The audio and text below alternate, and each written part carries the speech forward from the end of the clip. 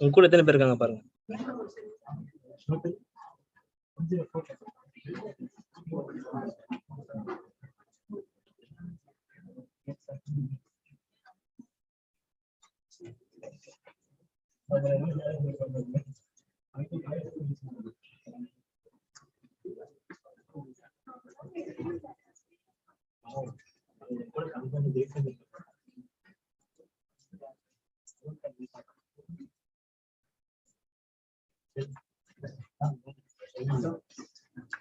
ஒரு இதா இருக்கு. இன் கேஸ் செஷன் ஃபுல்லா முடிஞ்சிச்சுன்னா நீங்க ஷேர் கிளிக் பண்ணீங்கன்னா பிபிடி ஓபன் பண்ணிருங்க. ஷேர் பண்ண ஷேர் ஆயிடும். ஓகேவா? இருந்துச்சுன்னா மீட்டிங் எண்ட் பண்ணணும்னா மோர்ல போயிட்டு stop live stream end stream விட்டுருங்க. இங்கேயும் போயிட்டு என் ஸ்ட்ரீம் தந்துடணும்.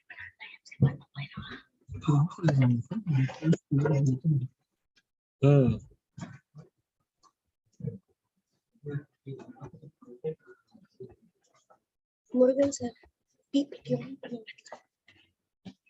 பிபிடி டவுன்லோட் பண்ணிட்டாங்களே சார்? பண்ணிட்டாங்களா? யார் பண்ணது? தேஜஸ் டவுன்லோட் பண்ணிட்டேன்ப்பா பிபிடி. எக்ஸ்ஆர் இண்டஸ்ட்ரி ட்ரெண்ட்ஸ் அதுவா? பேசி முடிச்ச உடனே யூ கேன் ஸ்டார்ட் ஃப்ரம் இதனப்பா. ஓகே தான். வெள்ளம் ஒன்று இருந்ததுல சரி நீங்க பாத்துக்கங்க, பிரச்சனை இல்லை.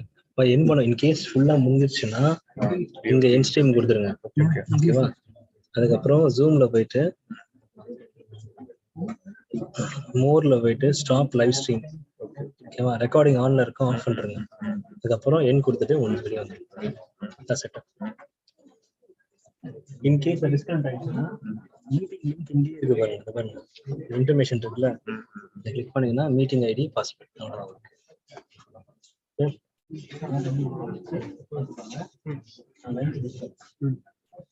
Good afternoon, Sunny. Good afternoon.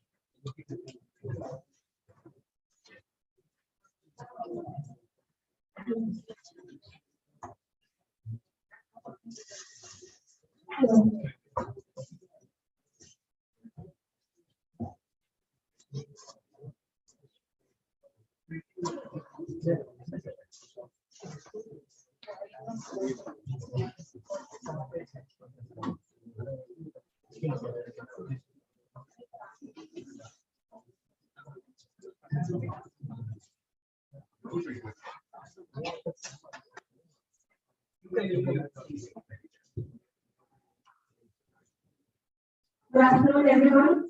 Sorry for the inconvenience from our side, ma'am, for the late event. So a very warm welcome and hearty welcome after a great meet. We had a deep insight with the management development program so far. To begin with this, I take the opportunity to welcome our dignitaries, Sriram sir and Jagani ma'am. Now let us move on to the next phase of educating ourselves. With leverage agility in business and management for experienced corporates. So here we present not only the dreamer but also the achiever of his dreams. I now call upon Mr. K. Murugan sir to introduce.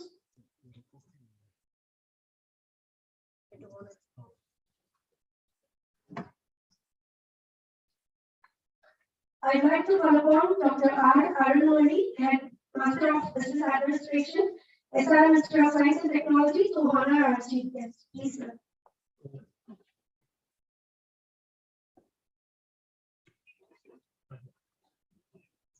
சொல்லுங்க. Photo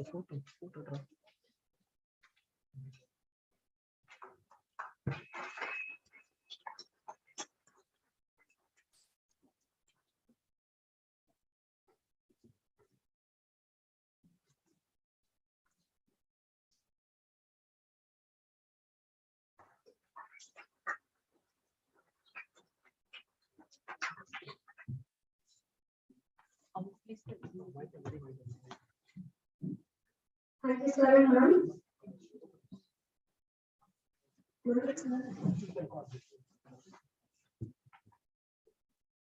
I now call upon Mr. Murugan to introduce our illustrious speaker, Mrs.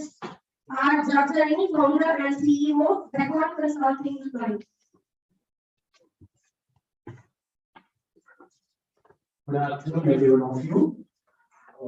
JJ is a passionate HR practitioner with over 25 years of rich experience in various functions of human capital management. Our professional journey spans across IT, ITES, and retail life insurance sectors in full-time capacities. She has held various positions of responsibility at global and inter-country levels. She has led large respiratory located teams to high performance, supporting a workforce of 10,000 to 12,000. She has led leadership positions with organizations such as Sir Global Services, CSS Corp, SCL, and Ramco System. She runs a consulting firm by name Beacon Consulting Line, offering bespoke consulting services in sourcing talents and people management solutions. Areas of her specialization include leadership, development, organization culture building, diagnostic assessment, performance enable, designing bespoke HR solution and system. She is a postgraduate in personal management and industrial relations from D.G. Vaishnav College, Chennai, India, with a university rank. She is an all-India topper in postgraduate certification in human resource management from XLRA, Jamshedpur, India. Ma'am, once again, thank you very much for applying excellence and to be a certificate. Thank you.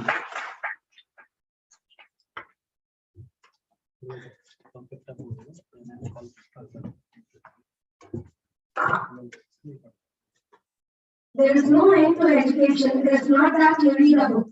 Pass an examination and finish with education. There is more to it. The whole life from the moment you are born is a process of learning. May I now request Ms. R. Jagtarini, founder and CEO, Backward Consulting Line, to deliver the speech. Over to you.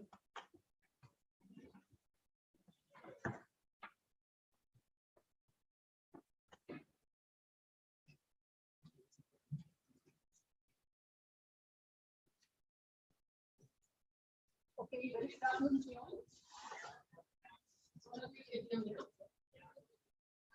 Why we are talking a little closer? That reminds us of college days, no? We all love the last bench.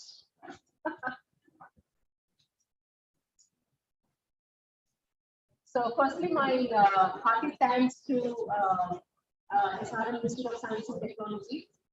Professor Murugan is not a new person to me. We had already addressed some sessions online to the arts and science graduates. So what I really love about this institution is that they have a good blend of traditional technology. So even in the online class, we saw that they were starting with the invocation and the virtual memento sharing and all that. So that's something very nice I found about the institute. So firstly, we must all congratulate ourselves for something great happening in our times, 75 years of independence. So it is a lovely time, where we are speaking to educational institutes and very appropriately to experienced professionals like you. So when I was talking to your head of department, I understand that all of you come from various areas of specialization in this MBA. So I, though I have put the team to be changing expectations from HR, I will definitely try to keep it more agnostic. I will not talk only about HR. So I would rather say more about expectations from you as a leader. So you could be from HR, you could be from finance, you could be from marketing. But however, there are some great things that are happening in the industry today, and therefore, what is the expectations on leaders of today and tomorrow. Okay, so when we talk about the current industrial ecosystem, I would like to divide it into 3 phases: 25 years, the next 25 years, and the current 25 years. 75 years of independence that we have and most of us have been halfway through, we have come into the world and we are enjoying that. So the first 25 years, it was more of an agrarian society, right? So you must have, read a lot about it in history. And therefore, the first 25 years was more about self-sufficiency. So we looked at building infrastructure. We looked at building, making ourselves. We have just come out of the slavery, ethos, and then we had to build things for our own selves. Next 25 years, what happened? What is very significant? Next 25 years.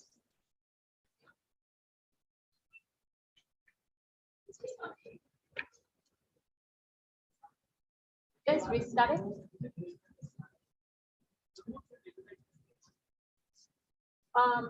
With respect to, yes, more laws, you mean? Okay, more rules, more laws. Okay, yeah.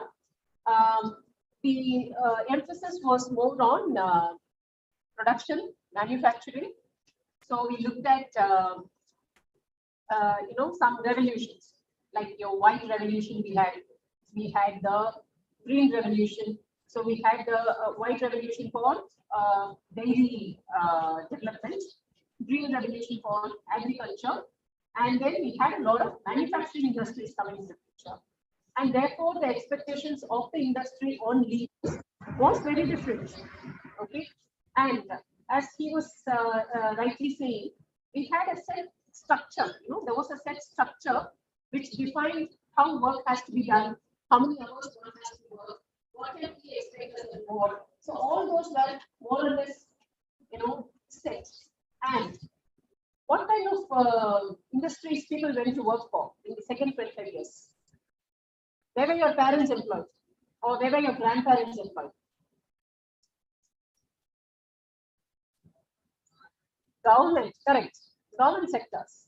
So most of, my grandparents, my parents, all of them are in government sectors. And so in our generation, we were the first ones to go and join a private sector. So most of you must be married, I guess. And even in the alliance market, when they were looking at alliances for my sisters, what is the main criteria? The guy has to be from a government job, right? So I remember this movie of Mudalvan. So he says, I'm the chief minister, so I hold a government job, right? So that was the theme that was running. And this current 25 years, whole lot of changes, right?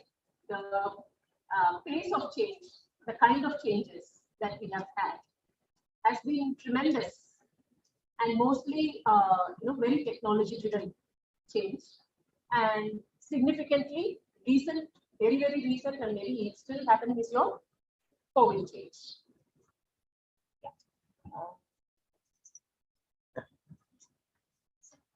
Just okay. All right. Okay, I just thought I'll give you a quick brief of our company, but that I'll do later.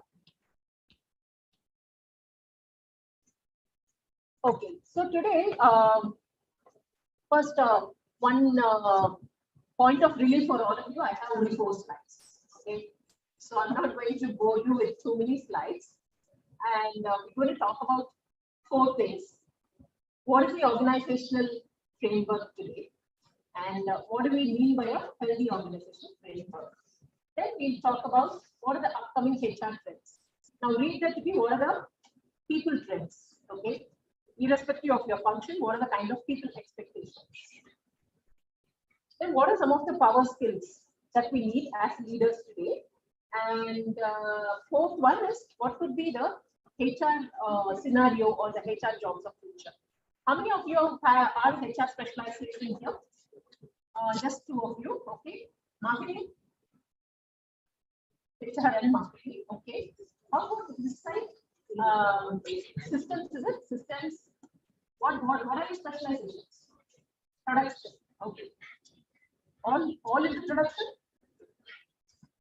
Production, manufacturing, systems. Anyone systems? Okay, that's fine. Okay, fine. See, what happens if I have to look at my own personal journey, maybe about 20-25 years ago, when we joined an organization, the framework of the organization was very different. When I say framework, it was more or less like an one-size-fits-all. Okay, so the organizations, they came up and said that, okay, here is a leave policy, for example. Okay, generally, what the which act governs leaves in non-manufacturing industries? Okay, manufacturing companies, which act governs your leaves?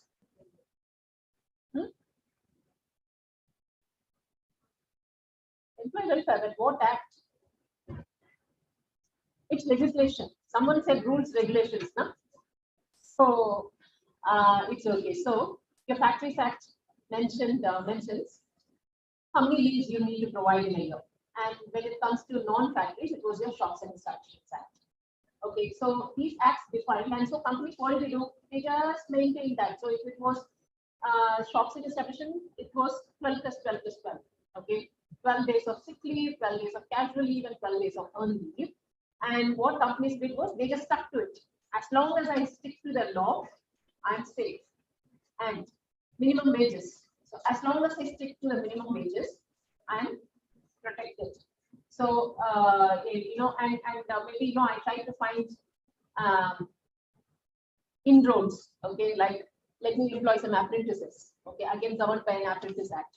So here, what happened was there was nothing so much about, you know, caring for the people who are working in the organization, but it was more to do how much am I compliant?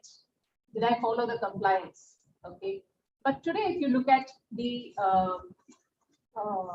organizational framework, some few things are redefining the framework. Okay, especially in light of COVID. Okay, so let me ask you. Okay, post COVID or even during COVID, how did your life change? You as a leader, you've been working in an organization. You might have had people under you, or maybe you yourself in your personal experience. What are things that changed? Of course, working from home, but what are the changes happening to you? Absolutely, yes. Connecting more with the people, and then.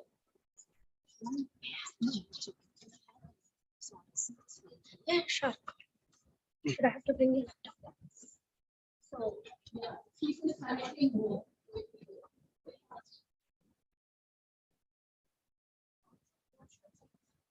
Yes, yes. All of these.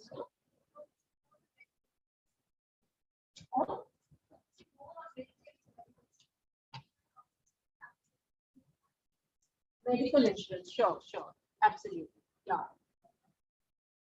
sure.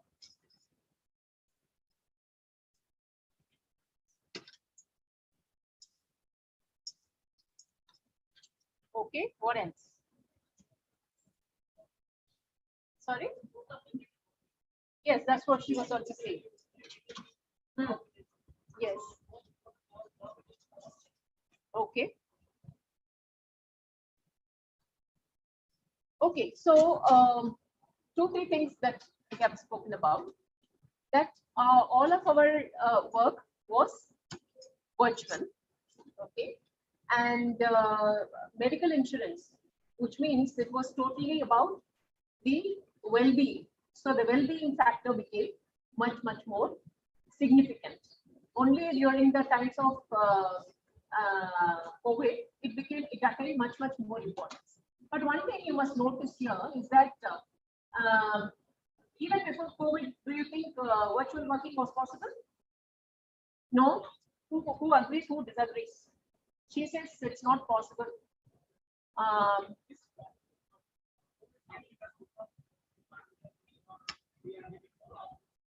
Hmm.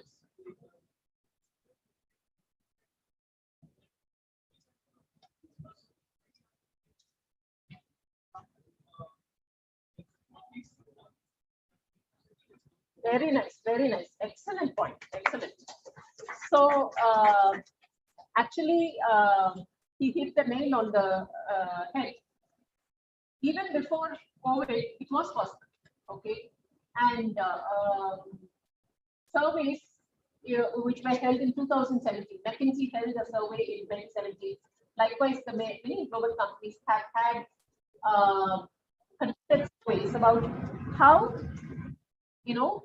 disruption will happen in the industry, irrespective of the industry. Okay, what is meant by disruption? What skill I have today will become obsolete tomorrow. It will become redundant tomorrow. So today, maybe 10, 15 years back, if HR or anybody, even for marketing, for example, if they were looking at, say, just a graduate, tomorrow they may look at something else. Today, probably they are looking at digital marketing. Today, they are looking at SEO, search engine optimization. Okay, so what is relevant today may become irrelevant tomorrow. So disruption of skills was one thing they surveyed. And number two, they looked at what are the jobs that can become more virtual. Okay, and virtual jobs are not new at all. In the US, it has been existing for ages. By sheer virtue of the distance one has to travel to work. For instance, there is a Swedish contact center company called Transcom. Okay, Transcom, they have about 55 contact centers across the globe, and the whole of their North American operations is always virtual. COVID, no COVID, it is always virtual. So virtual working was, yes, definitely possible, but companies always found a way for not doing it. And today, because it is a compulsion, we camouflage it saying that, I am so very interested in employees' well-being, so therefore, I let him work at home. No. Businesses, whether it is other kinds of way, they always talk about. Okay, so business is not going to be run because there is a need of charity. The fundamental foundational requirement for business is to be profitable. And that is something that will continue forever, for generations and generations to come. So the healthy organization framework is all about the well-being of the people. Now, when we say well-being, we just spoke about the mental well-being, physical well-being. There are many organizations that have invested in the well-being aspect. For example, HP, Hewlett Packard as an organization. So even during COVID times, they had an app. It's called HP Spirit. So they had an app, and that app was actually about how to cope with the isolation, how to cope with the situation, especially for working parents. Because there were no caretakers. One has to look after the elderly care. One has to do the child care. So there were a lot of expectations, changing expectations. So how to deal with that? So this is just, not just HP, there are many organizations. Financial fitness. So that's again, today if you look at it, there are many organizations that are talking about an allowance for your fitness. Okay. So for instance, it did happen even like some 7-8 years back when I was in a full-time employment as well. In our organization, CSS Corp, we had an allowance for personal well-being. Okay, so one could go for a yoga class, one could go for a meditation class, or anything. There was a particular allowance that was given to employees. And today, the expectation also from the employee is that let me go to an organization that takes care of me. So there is there are organizations that provide you financial counseling. Okay. So this is your cost to the company. This is your salary. And what are the investment options one can look at? So that's a kind of counseling as well that they provide. Safe workplace and a healthy culture. Yes, safety, not compromisable. So today's healthy organization framework is very different from where it was earlier. For the simple fact that they have put the employee at the center. Earlier it used to be productivity and the various other parameters, but today they have, and we have learned a very hard lesson. Okay, wherein if you don't take care of your employees, somebody else will, right? Or if you don't take care of them, then you will pay the price for it. So that's how the framework has changed. Okay, what are some of the upcoming people things? Now let us look at few examples. So firstly, we spoke about the hybrid work model. Can people tell me what are the pitfalls of hybrid working? Because everybody knows what are the benefits, right? And there are a lot of memes also that happens in the social media. So one does household work and plus answers the conference call and things like that. So keeping that aside, what are the pitfalls of hybrid work?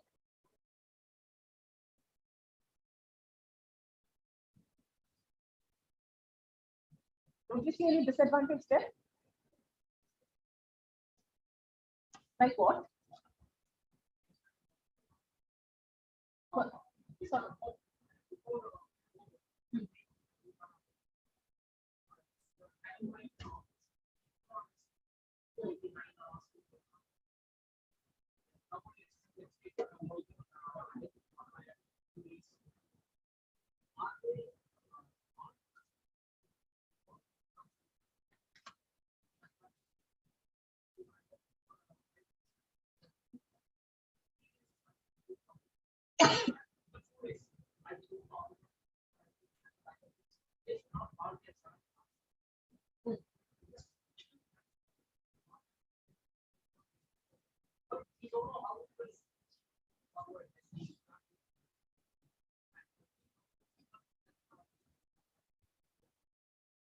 Absolutely, yeah. Anything else? Any other?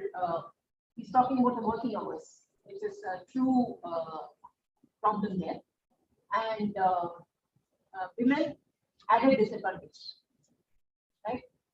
What other?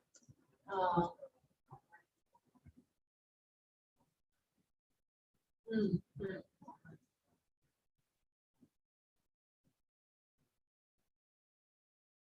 Right.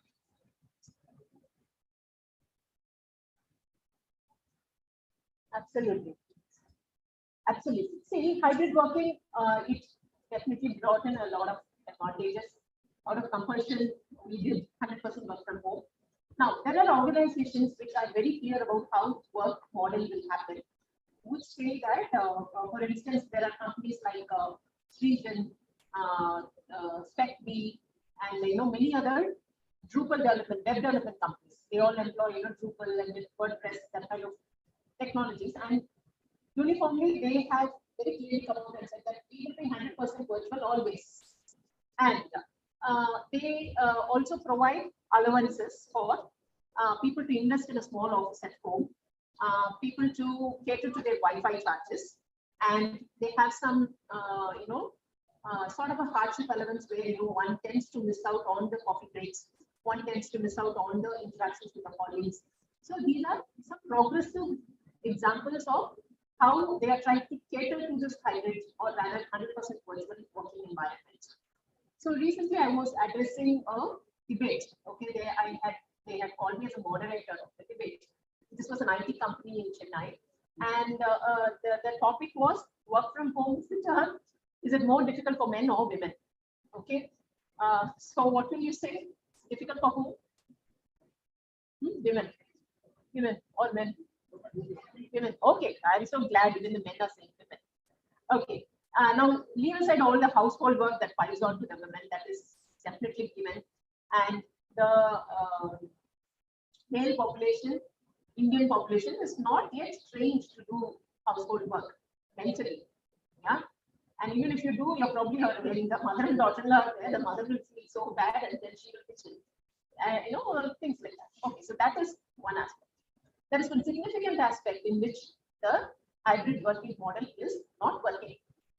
Why? Because when you do hybrid working, 2 days is optional for a lot of employees. Okay. In many companies, they have still not made it mandatory because employees are like, as they were saying, they are dictating terms. They are saying that no, I will not come physically to work. Okay. Why this was possible during COVID? Why not now? what the employees are asking. And there were articles even recently where, Google threatens employees to that they will terminate. I don't know how much it is to all these coming in the social media. That they will terminate the employment if they don't come to work. TCS was the first one to announce that till 2022 or 23, we will be virtual. And after that, we will have significant proportion of population still working virtual and very few coming to work. Then in 2022, early 22, when the COVID wave subsided, TCS was the first one to come and say, everybody please come to work, right? So we are not very agile to the changes that are happening around us as an organization. And I was talking about the disadvantage of keeping your hybrid optional is that leaders tend to take growth-oriented decisions more in favor of guys to come physically to work.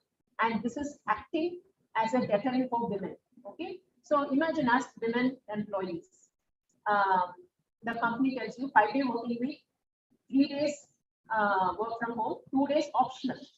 Or in a month, maybe only few, month you can come only for 3 days, something like that. There it is kept optional. Women tend to choose to work, continue to work from home.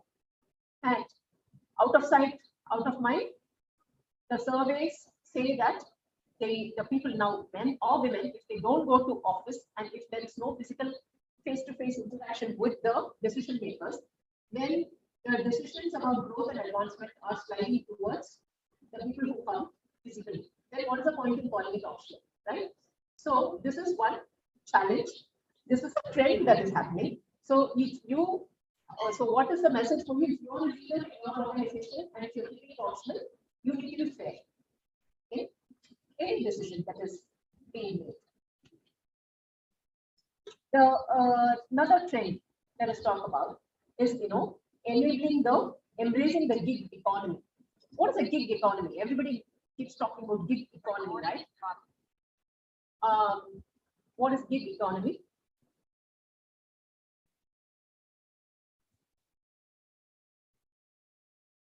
You've heard of this term, no? GIG, gig.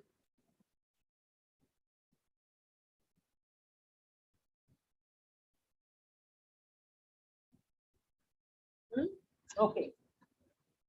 So gig economy is a very technology driven, and it's not only technology driven. It is about the flourishing of freelance workers, consultants, who are not liking to be bound by a set of rules. Okay. So earlier we had people, even if it is virtual working, you were governed by a set of rules. You had a roles and responsibility of that particular organization, and you have to consult for or work for a few hours. But in gig economy, A, you can work from anywhere, and B, you can work for anyone. Okay, so it doesn't mean that one has to work only from his home office or one has to go to the office. He can work from anywhere, and that is where today, if you see, there's a lot of buzz about satellite offices. For instance, Ganesh Vembu, CEO of Zoho, right? So he has been one of the forerunners where he mentioned that people don't have to come to the regional or corporate office, but there will be small offices in small cities. So you may be working in Krishnagiri, Dindigul, Faridabad. Okay, so there could be some small offices here and there where you could go and work. Again, not every day, but there will be, these are some connecting offices. So this is a gig economy. Now, at the same time, we were recruiting for some technology. Okay, but everybody would have, people in IT, you heard of full stack developers now. What is full stack? What is it? What does it have? What are components of full stack? Any idea? Absolutely, absolutely right. On front end, back end. So even you have this MERN developers, Mongo, Express, React, Node.js. So one who has multiple skills. Okay.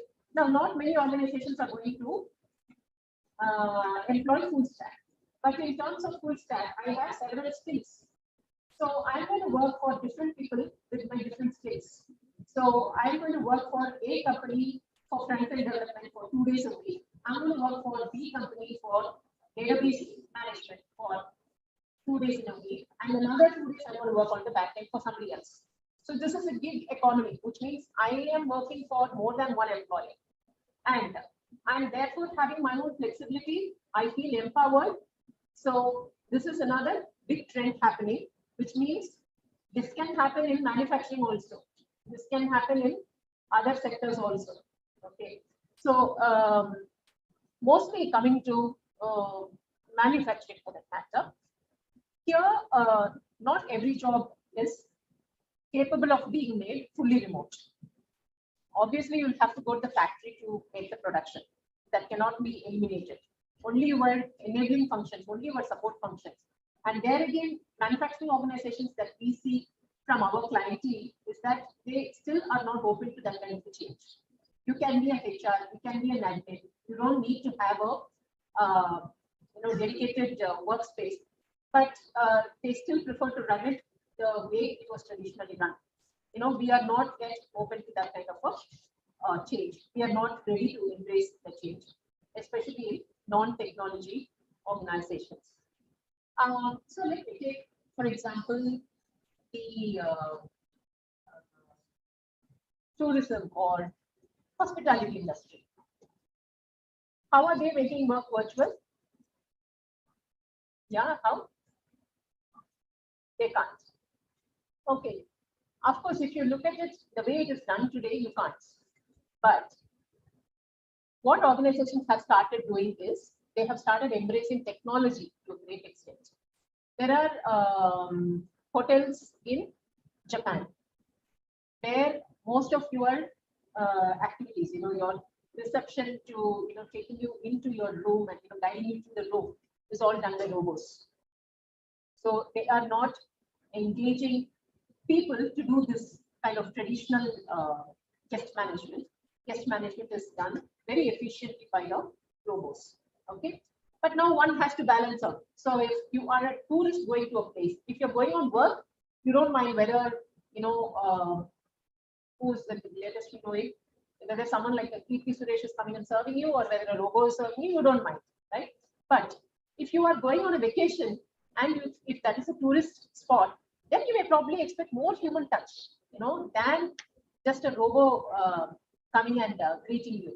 So one has to balance out. Organizations will have to balance out. Where should I deploy a robo and where should I deploy the traditional work model? So that is on the gig economy.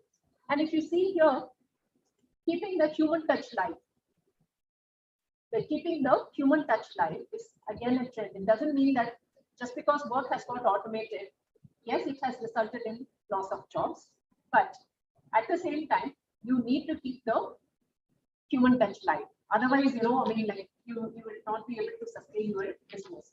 Not every business you can, completely automate and you can run it the way you make it. So this is the thing. And let me talk about another trend. Okay, when it comes to skills, okay, your own skill or the skill of your team members, if you are leading a team, okay, there is a significant change that has happened in the skill area in terms of reskilling and upskilling. Now, during the COVID times, there was a huge requirement for people to reskill. We are not used to working remote at all. Look at the education sector. Our teachers were not used to teaching through PPTs or any of those online tools at all. And suddenly overnight they were forced to do it. But were we ready for that? Not at all.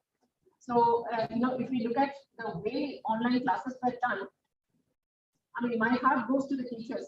If they are not a skilled population, and then you are overnight expecting them to suddenly transform into something else. So reskilling is a big area of trend that is happening, and upskilling. Now, when we say reskilling, let me say, ask, in your organization, when you join, any particular position, so can you say, anyone can say, what position you hold in your organization? Senior executive. Lovely. Senior executive in what? Production, testing, manufacturing. Lovely. Okay. What is the qualification they will need to fulfill this role? PE mechanical.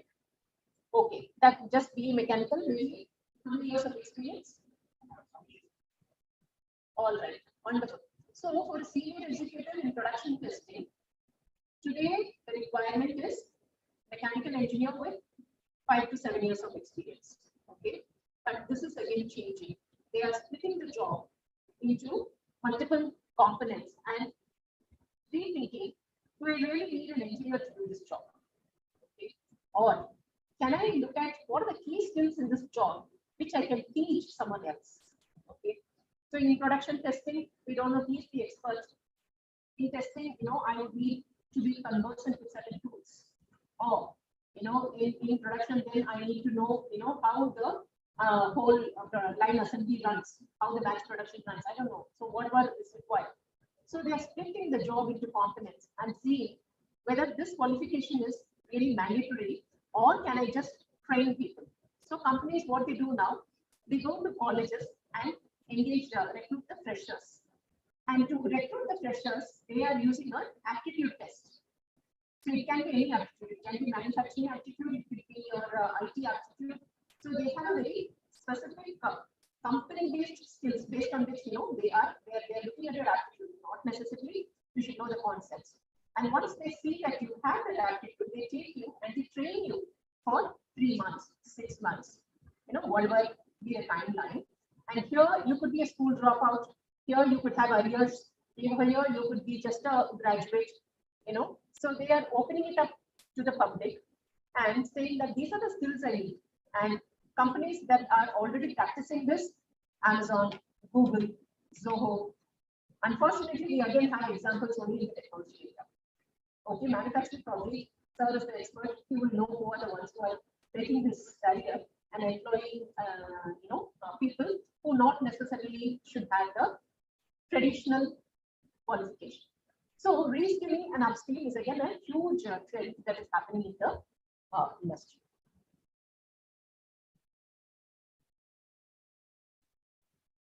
All right.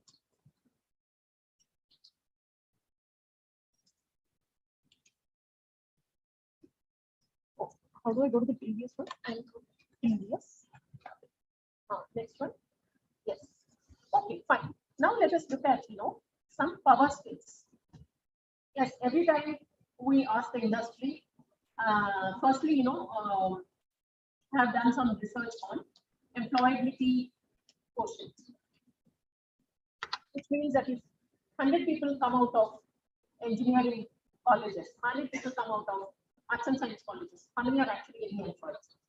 Okay, so any guess for arts and science, how many are out of 100? What is the proportion? How many are employable? 20 to 30. Any other figure? Any other figure? Okay, so we need more decades to touch 20 to 30 because even for engineers it is not even 10. For engineers, it is just about touching 5 to 6. And when I started the survey, it was just 2 or 3. And now there's a huge attempt on bringing the skill sets. Okay. So every time there is a gap between what the industry needs and what is the talent available. So here is a survey which talks about some few interesting power skills required. Okay, we all spoke about the digital fluency. One has to be very tech savvy. So that is something given. Right. Initially, she mentioned about communication. Okay. Now, communication. What in communication? Okay. Especially when you have distributed teams, when you have population that are not sitting in one place, and you have a virtual working group. your communication will have to be different. The communication model will have to be different. And how frequently do you communicate and what do you communicate? My husband works for Mundapur Group, and during the COVID times, they used to have family virtual calls on a frequent basis, maybe once a month or something like that. And imagine if they were to do that, and their population is employee strength is more than 15,000 of people, and if they have to touch everybody's life like that, what is the kind of effort they are putting there? Huh? So communication is like extremely critical, and to know, again, what is the need of the employee, and therefore, what is the ideal communication. Secondly, the employee should know who he should approach for what, especially in this hybrid model. So, is it the boss for everything, or is it the HR that I need to contact for certain things? So, your communication channels should be very clear and straightforward. Leading through the change and change management. Yeah, the change management by itself is a huge change that we have spoken about. And so someone, we all need to be changed, mantle bearers as leaders. All of you working in various different organizations, you have to be the change. Now, I remember about maybe 10 years ago when I was working with the Circle BPO organization, we introduced something called as coffee with HR. Okay. Now, it's not something so very new, but there was a reason why we introduced that, right? In BPO, ITES sector, what is so very rampant? Problem for HR? Attrition. Okay. And there were teams that were leading with 80%, some 100%. Okay. Which means that you are like continuously replacing the positions. And I was heading a particular region, and I introduced this coffee with HR. And my boss was not so very happy about it, so he asked me, why are you introducing this? And what do you want to do with this? So I said, this will address attrition. And here I'm going to talk to people who have been in the company for 5 years or above. So he was very shocked because we were doing a lot of employee listening programs, which involved everybody. So the moment you complete 6 months, you are into the cycle of every quarter you will come and ask how you're doing and what's the problem you're facing and all that. But the saddest part is some not everything that we will be acting upon. Okay, and the sadder part that at least I can personally say that I broke through was when something is not feasible to be acted upon. I tell the employees upfront that, boss, this will not happen. What is the point in going and asking the employee every time, please tell me what your problem is, and the guy is going to read out the same set of problems, and he also very religiously make notes, come back, and then we close it as a record keeping. Okay. So, and I was upfront with my top management, and I said, do you think our company is going to change the cafeteria because every time people are going to flip about the cafeteria? No, I'm going to say that this is a contractor engaged for 1 year. So while we will share the feedback, but this will be the contractor for 1 year. Okay.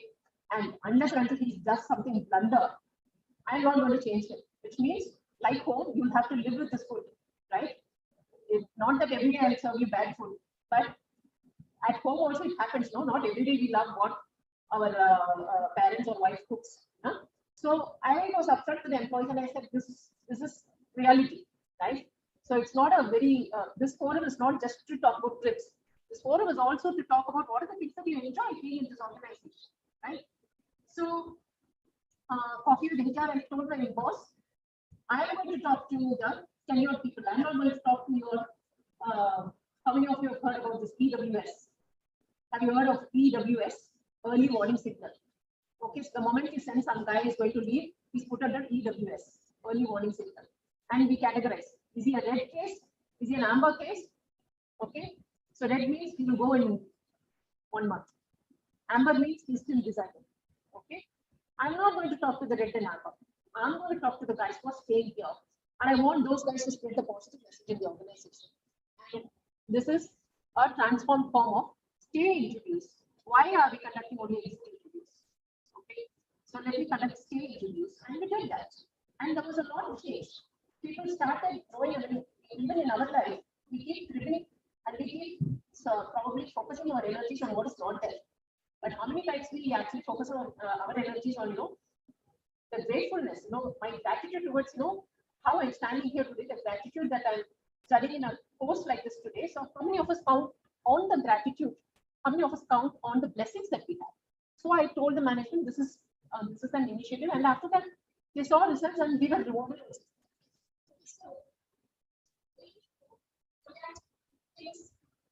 More proactively, it is more important for me to keep those guys staying rather than who are less than 1 year in the system, who are trying to make a move. Yes, they are also important, but my tenure ones are equally important.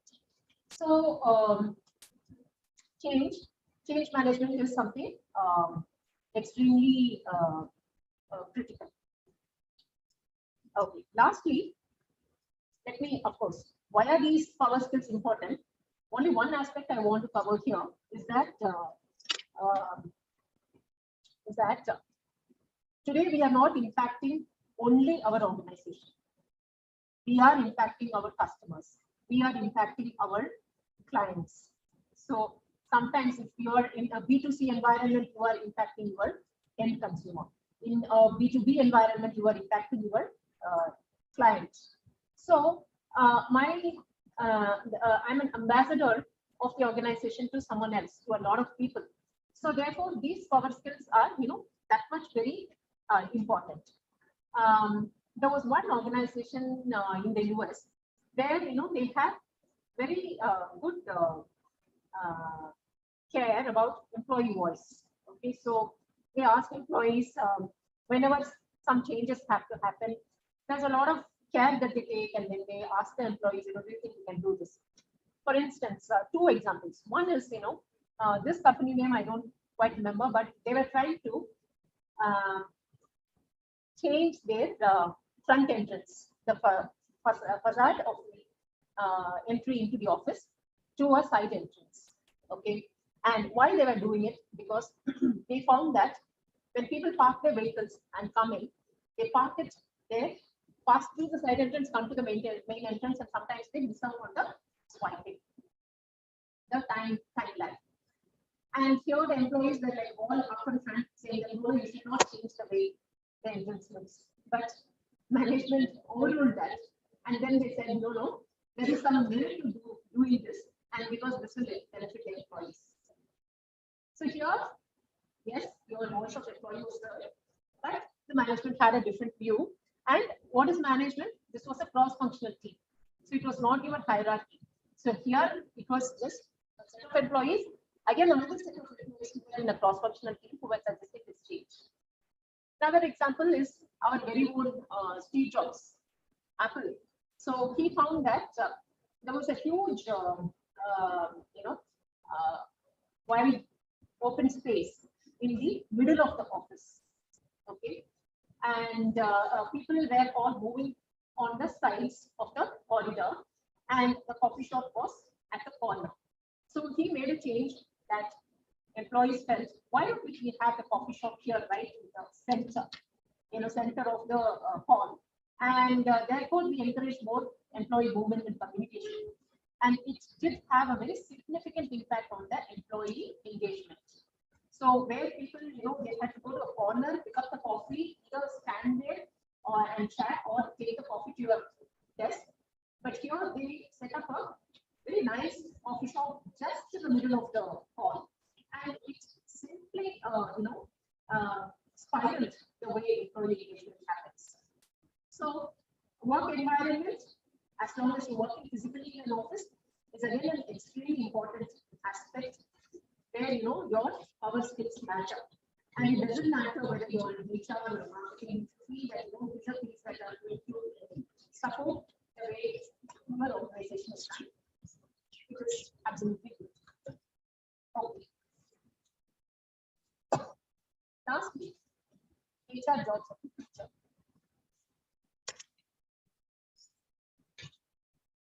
Okay. I don't think you'll be able to see all the jobs there, and I'm not going to talk to you about all the 21 jobs. Just a few jobs. And why we are saying the future, okay? Two things that I see here. Okay, I'm going to talk to you about just 4 or 5 jobs, and I would caution you that these are not entirely new.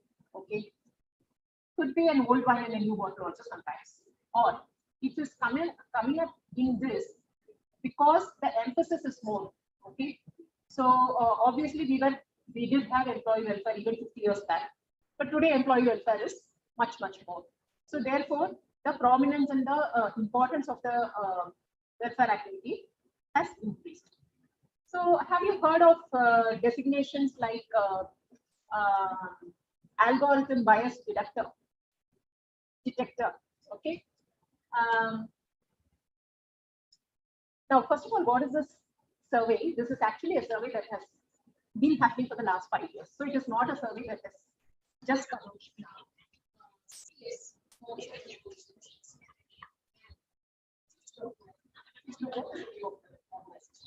They both come together, and right from 2017 they have been conducting this survey. And these are not HR jobs, not purely HR jobs. So algorithm bias detector means, okay, all of you are on LinkedIn. All of you must be on LinkedIn, right? If I open my LinkedIn page and you open your LinkedIn page, do we get the same page? Why? Absolutely. Recent activities, then what else? Connections. Absolutely. True. Correct. Same thing goes with Facebook also, no? So here is and LinkedIn, I'm an extensive user of LinkedIn, so I see that their algorithms are so beautiful. You know, so today I need something, the very next day I get it. Okay, I have searched something for, then the very next minute I get a lot of suggestions. And unlike your Amazon or B2C sites, where they pile on to you saying that, okay, you want to go on, it's not like that. So it is like, it is more a professional network. So it is an algorithm based one. Now, companies will expect to employ people who are algorithm bias detectors. Okay. So what is a bias? Okay. So there was one organization where they were recruiting a lot of people, and they suddenly found that the yield is not great. Okay. So in a place where you need 100 people, generally you would have fulfilled that requirement in say 4 days. Here you are not able to close the positions even after 6 days. Okay, so the company, they wanted to see why it was happening. So they looked at, what are the filters? Okay, and in this filter, there were some keyword filtering, which were actually eliminating the right candidates. Okay, so the algorithm was set in such a way that it had very few keywords. And then, they had to remove that bias. And they were also, it was possibly having a disclaimer or sort of a rider saying that people living within the radius of, say, X kilometers. Okay, so it was naturally not able to map that quite efficiently. So it was not about the parameter, but it was not able to match that criteria efficiently. So here was an algorithm bias, which was impacting your productivity. Similarly, there's another job they have called Uni for Life. UNI, Uni for as in numeric for life, which means they are looking at people who will be a university for life for the employees. So you are an employee of an organization, and today you have these qualifications, and with your aspirations, career goals. So this person will guide you as to what is the next step for you, what are the kind of higher education that one can study. Similarly, there are jobs which are highly focused on AI, VR, AR. All of you know about this now, AI, artificial intelligence, virtual reality and augmented reality. So they are trying to bring in people who would study the existing work system and see how can I make it more AI enabled? How can I make it more VR enabled? So I was chatting up with Murugan sir, and he was saying that you have a wonderful lab, AI lab, VR lab. How many of you have visited that? It's not in your department, I know. It is in the technology department, engineering side. How many of you have? Okay. I would like you to go and visit that. Take your protocol-based permissions. Please visit and try to see. Tomorrow, maybe your own job will become VR driven, AR driven, right? So just get a hang of it. You know how you can deploy IoT in your own space, how you can deploy VR in your own space, and these are not as much as you know the what of it. Don't too much worry about the how of it. Okay, we're not asking you to become tech expert, but please visit and see what it can make. You know how it can change your life, right? So that is pretty much what I thought I will share with you. Any questions? Now let us take a few questions.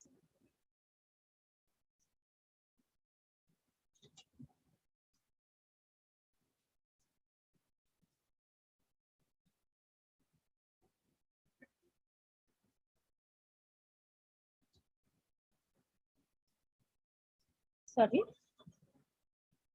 Brain, no? Brain means, no?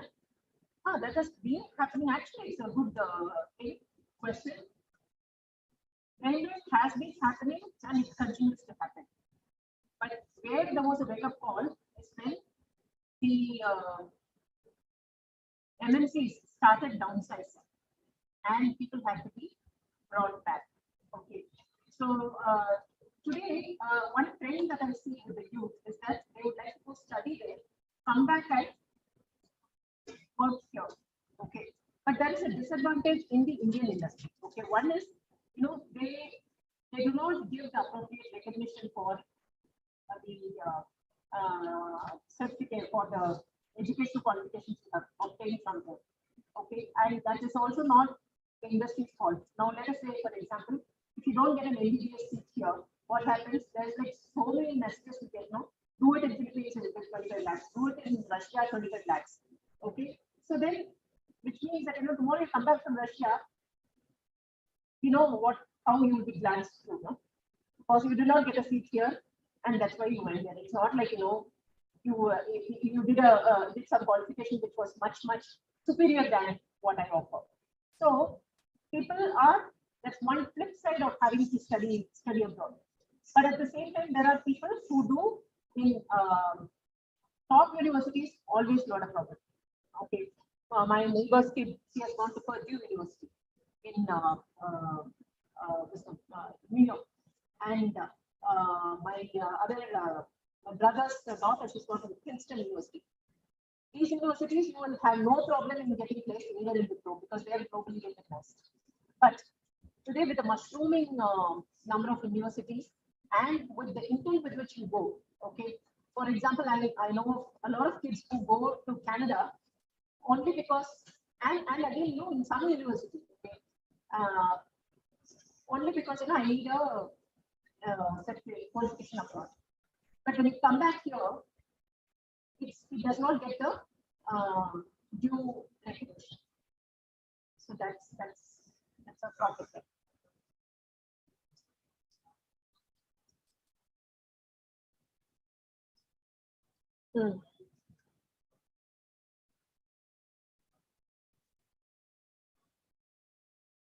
See, one thing we must accept is that the quality of education is still much far higher. Okay, I'll give you some example. See, today, if you go to even your IITs or IIMs, you have a full-blown classroom structure. Okay, whereas in all the overseas, most of the overseas universities, the classes happen 2 hours a week. Rest of the time, it is your responsibility to research, find out, write your original version. Plagiarism is banned, and they have beautiful mechanisms to see whether you have copied down pasted from Google or have you written it original. You can even write half a page, but it has to be original. You don't have the pressure of writing 20 pages like how we expect in India. Okay, so your quality of education definitely is much higher, I would say. And there was a study maybe about 10 years ago where they listed the top ranking management institutes. You know, our IIMs, they're not even in the first 50. Our IIMs, where we all aspire to go and study, and we still think they are the best. Of course, they are the best, only in India. So that's a problem.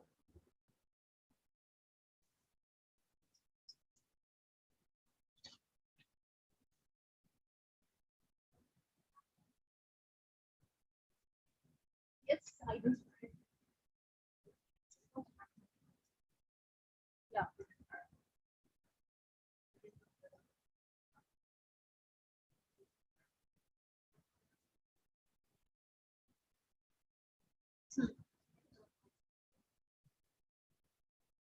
Okay, so that's a very good question. In fact, a lot of layoffs are happening in many industries for that matter. They still expect another depression by the end of this year, economic depression by the end of the year. And the companies are still very skeptical about hiring big numbers. Okay, and we see, thousands and thousands of employees are being laid off. Now, why they are being laid off? Two reasons. One is, your market conditions, economic conditions. And number two, there are a lot of automation happening in the entire flow. Okay, so even here in our day-to-day lives, we are, now 80% of the times or much significant proportion of the time ordering things online. Yeah, we are not even going to the store. We still have the provision stores, we still have the kirana stores, but we are all preferring to do it online. And now we are saying, Zepto will give it to you 10 minutes, somebody else will give it to you 2 minutes and all that. But so these are things that are happening, which are some of the reasons for why jobs become non-existent. So your customer care, physical customer care, customer service people, in-store sales and marketing people, all these jobs are becoming redundant. It has already become redundant. Front office executives, executive secretaries, redundant jobs. So look at your own job, generally become redundant. Think of it in that way, HR. So we were doing HR in many organizations. And even that time they moved into a concept of outsourced HR. They don't want to have you full-time pay or statutory pay your salary and keep you there forever till your retirement. So they said, no, I'm going to outsource it, and that source is going to come to me at 50% of the cost. So that's changed, that has impacted. So why layoffs? A lot of automation, a lot of redundancies in the jobs.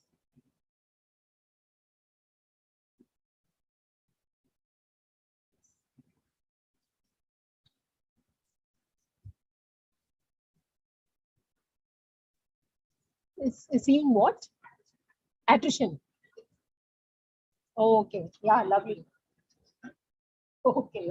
So very good. I did not touch upon that point. How many of you have heard of this way of great resignations? There's a lot of you type great resignations in Google, you will know what it is. Okay. Great resignation is like, middle of last year, in US alone, about 1 million people resigned their jobs. See, they were not sent out. It was not layoff. They resigned their jobs just in 1 month.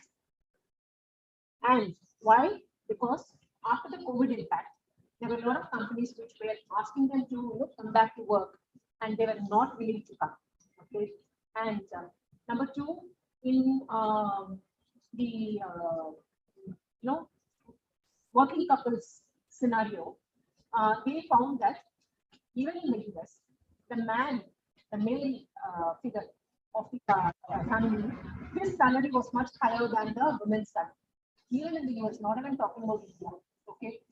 And they found that it is, if there was a choice to think who should quit the job, the woman was happy to quit the job because anyway they were not being paid so very equally. Even though they need to be equal, their salaries were not lesser than what with similar qualifications man would have earned. So Great Resignation was mainly because suddenly there was a awakening that companies are exploiting us. Okay, yeah, I mean, I would say, exploitation again happens in two ways. One, even without knowing, subconsciously we allow ourselves to be exploited in private organizations.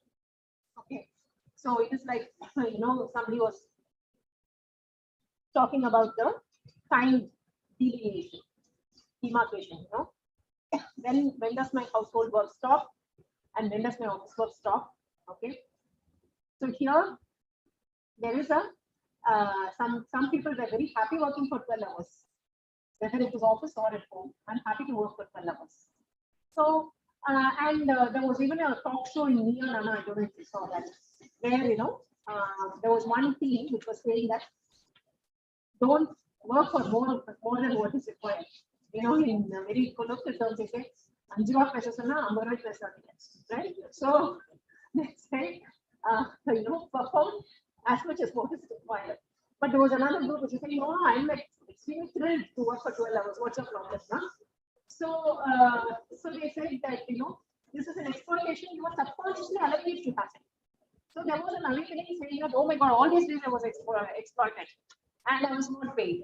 Okay, so what's the point in keeping the job? So let me resign. And that was thinking behind why Great Resignations happened.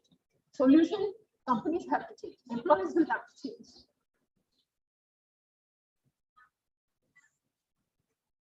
Yeah, one second. I take that question.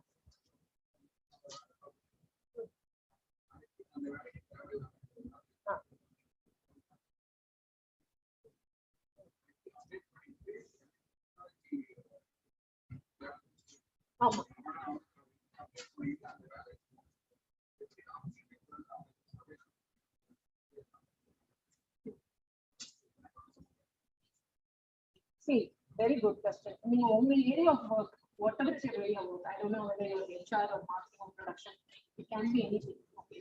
So in that area of work, what is the latest happening? Okay. இன்னைக்கு கூட வந்து நாங்க சில HR people பேசுற போது என்னன்னா, அவங்க இன்னும் 50 வருஷத்துக்கு தாண்டி இருக்கிறாங்க. ஓகே, இன்னும் 20 வருஷம் தாண்டி இருக்கிறாங்க. அதாவது there are a lot of factories. I'm not dealing the processes and procedures, but இன்னமும் அந்த அட்டெண்டன்ஸ் பண்ணணும், லைக் ஸ்டாட்யூட்டரி அந்த இதுல வந்து கையெழுத்து போடணும். ஓகே, ஆனா வளமே எங்க போயிட்டு இருக்கும்போது அட்டெண்டன்ஸ் ரெஜிஸ்டர் இருக்கு இல்லையா? ஸோ உங்களுக்கு வந்து அந்த all you need to know is அவர் 8 hours ஒர்க் பண்ணாரா? there could be mechanisms to do that. No, அதை வந்து நீங்க வந்து ஸ்வைப் பண்ணுங்க, இல்ல லாகின் பண்ணுங்க, மொபைல்ல ஆப் போட்டு லாகின் பண்ணுங்க. I'm not saying reduce your control. Control வச்சுக்கோங்க, ப்ரொசீஜரை மாத்துங்க. ஓகே, ஸோ அந்த that we should be agile to those changes. So உங்க கொஸ்டின் வரணும்னா, என்னுடைய ஜாப் ஏரியால இன்னைக்கு லேட்டஸ்டா என்ன நடக்குது, that is something I need to know. Okay, அதுக்கு எப்படின்றத நான் கத்துக்கணும். எங்க HR ஏரியால வந்து CHRO on demand அப்படின்னு ஒரு கான்செப்ட் இருக்கு. அதெல்லாம் இப்போ வந்த கான்செப்ட் தான். என்னன்னா, உங்க கம்பெனிக்கு CHROவே வேண்டாம், இப்போ டாக்டர் கிட்ட போற மாதிரி, ஜுரம் வந்தா டாக்டர் கிட்ட போற மாதிரி, எனக்கு ஒரு பிரச்சனை வருது, so I go to HR consultant. So அவங்கள்ட்ட அந்த பிரச்சனைக்கு நான் தீர்வு பார்த்து அவள். அப்போ ஆஸ் த கன்சல்டன்ட் நீங்க வந்து you should be capable of providing that solution. Okay, so சில டாக்டர் வந்து எப்போ போனாலும் எல்லா வியாதிக்கும் ஒரே மாத்திரை எழுதி கொடுப்பாங்க. அவங்க கிட்ட போகாம we need to go to a doctor who understands your problem and therefore give you the right solution. So if I have to give the right solution, then I need to be updated with what is the latest. So உங்க area of job என்ன, but அந்த ஜாப்ல வந்து if you see redundancy, இது வந்து for example electric vehicles, we are now talking about electric vehicles. So electric vehicles வந்துச்சுன்னா ஒரு தினமும் அடிச்சுக்கிறாங்களா பெட்ரோல் ரேட், டீசல் ரேட் எல்லாம் அந்த Sunday function, right? So that is one. And similarly, if you look at earlier in railways, traditional rail system la we have and continue to have drivers. Metro rails drivers கிடையாது, you have only monitors. You have people who monitor if everything is being run, and a metro rail can be very safely run without a driver because it is remotely monitored, right? So which means what? Now you got a driver, now your job can become redundant. So driver job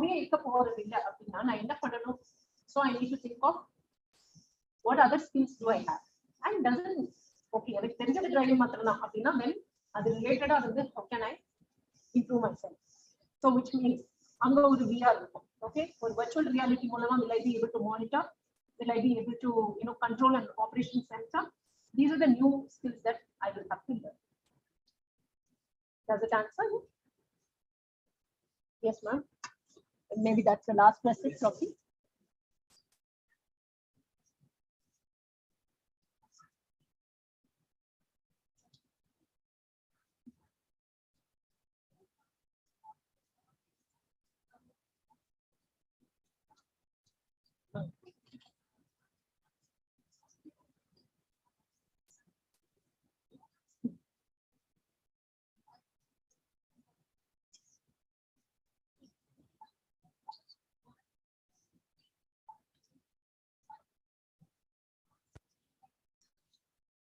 All right. So very good question, and it's a very big question.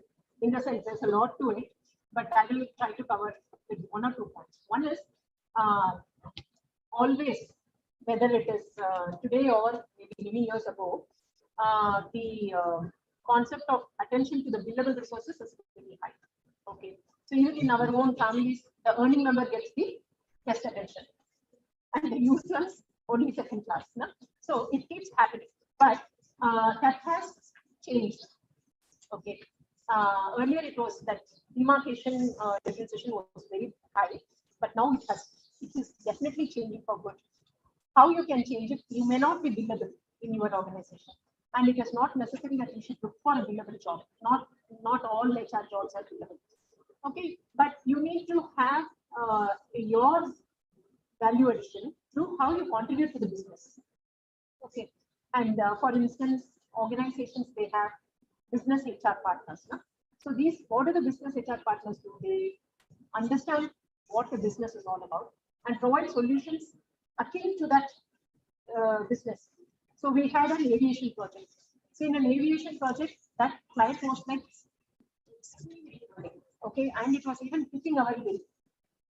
The revenues was hitting because attrition was very high. So as business HR and as HR people, we suggested solutions to cater to it. Okay, so if the company is seeing value in what you are contributing, they don't make so much fuss about that you are not billable. They will even, they definitely consider you on par, or even sometimes, you will find that the HR resource is more valuable than the production lines resources. So it is completely based on your performance and what is the value addition you bring to the team. How much of difference you're making to the business. Okay, all right. So that was very interesting. All of you, no doubt you have proved that you are working professionals and very appropriate questions. So I really thank you so much for your patient audience, and I hope it was making some difference to you. So I once again thank Murugan sir and SRM, the HOD of Management Department and the here, and SRM Institute of Science and Technology.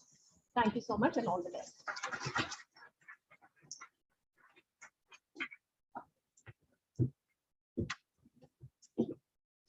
Thank you so much, ma'am, for delivering a content context on changing industrial relationships very healthy with current HR trends.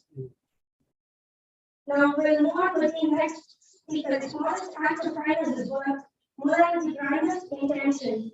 Now I take the opportunity to introduce our distinguished guest, Mr. Sriram Narasimhan, Managing Partner and Trustee in Sol Technologies. Mr. Sriram is a graduate honors in economics and a master's in business economics from University of Delhi, and presently pursuing his PhD in economics from the Amrita School of Business, Etiwalai, Coimbatore. He has also done a global program in management development from Rose Business School, University of Michigan, and a few executive certification programs in corporate governance, social quality management, leadership, and strategic management. Mr. Sriram, during his corporate career of more than 30 years in the TVS Group, was involved in manufacturing, project management, and general management within the group, culminating in a long stint as a president of one of the companies. He has extensive working experience with various technologies like automobile components, depolymerization, biodegradable polymers, corrosion inhibition, waste minimization, etc. Presently, Mr. Sriram is a founder director of a startup at IIT Chennai in the name of Samyukt Yoga Waste Chakra Private Limited, which is focused on multiple technologies in the space of solid and liquid waste management. Presently, the company works on decentralized thermoplastic pyrolysis and recovery of valuable minerals from urine. The company is also working on a technology for solid and liquid waste management systems for mobile vehicles. He also runs his own NGO Samriddhi Foundation in the space of awareness creation for responsible solid waste management and also works in the space of path to zero waste, clarity and sustainability, and Sol Technologies LLP. Talent and skill are the crops that are nurtured, groomed, and given all possible opportunities to grow and bloom. May I now request Mr. Sriram Narasimhan sir, Managing Partner and Trustee in Sol Technologies. Over to you, sir.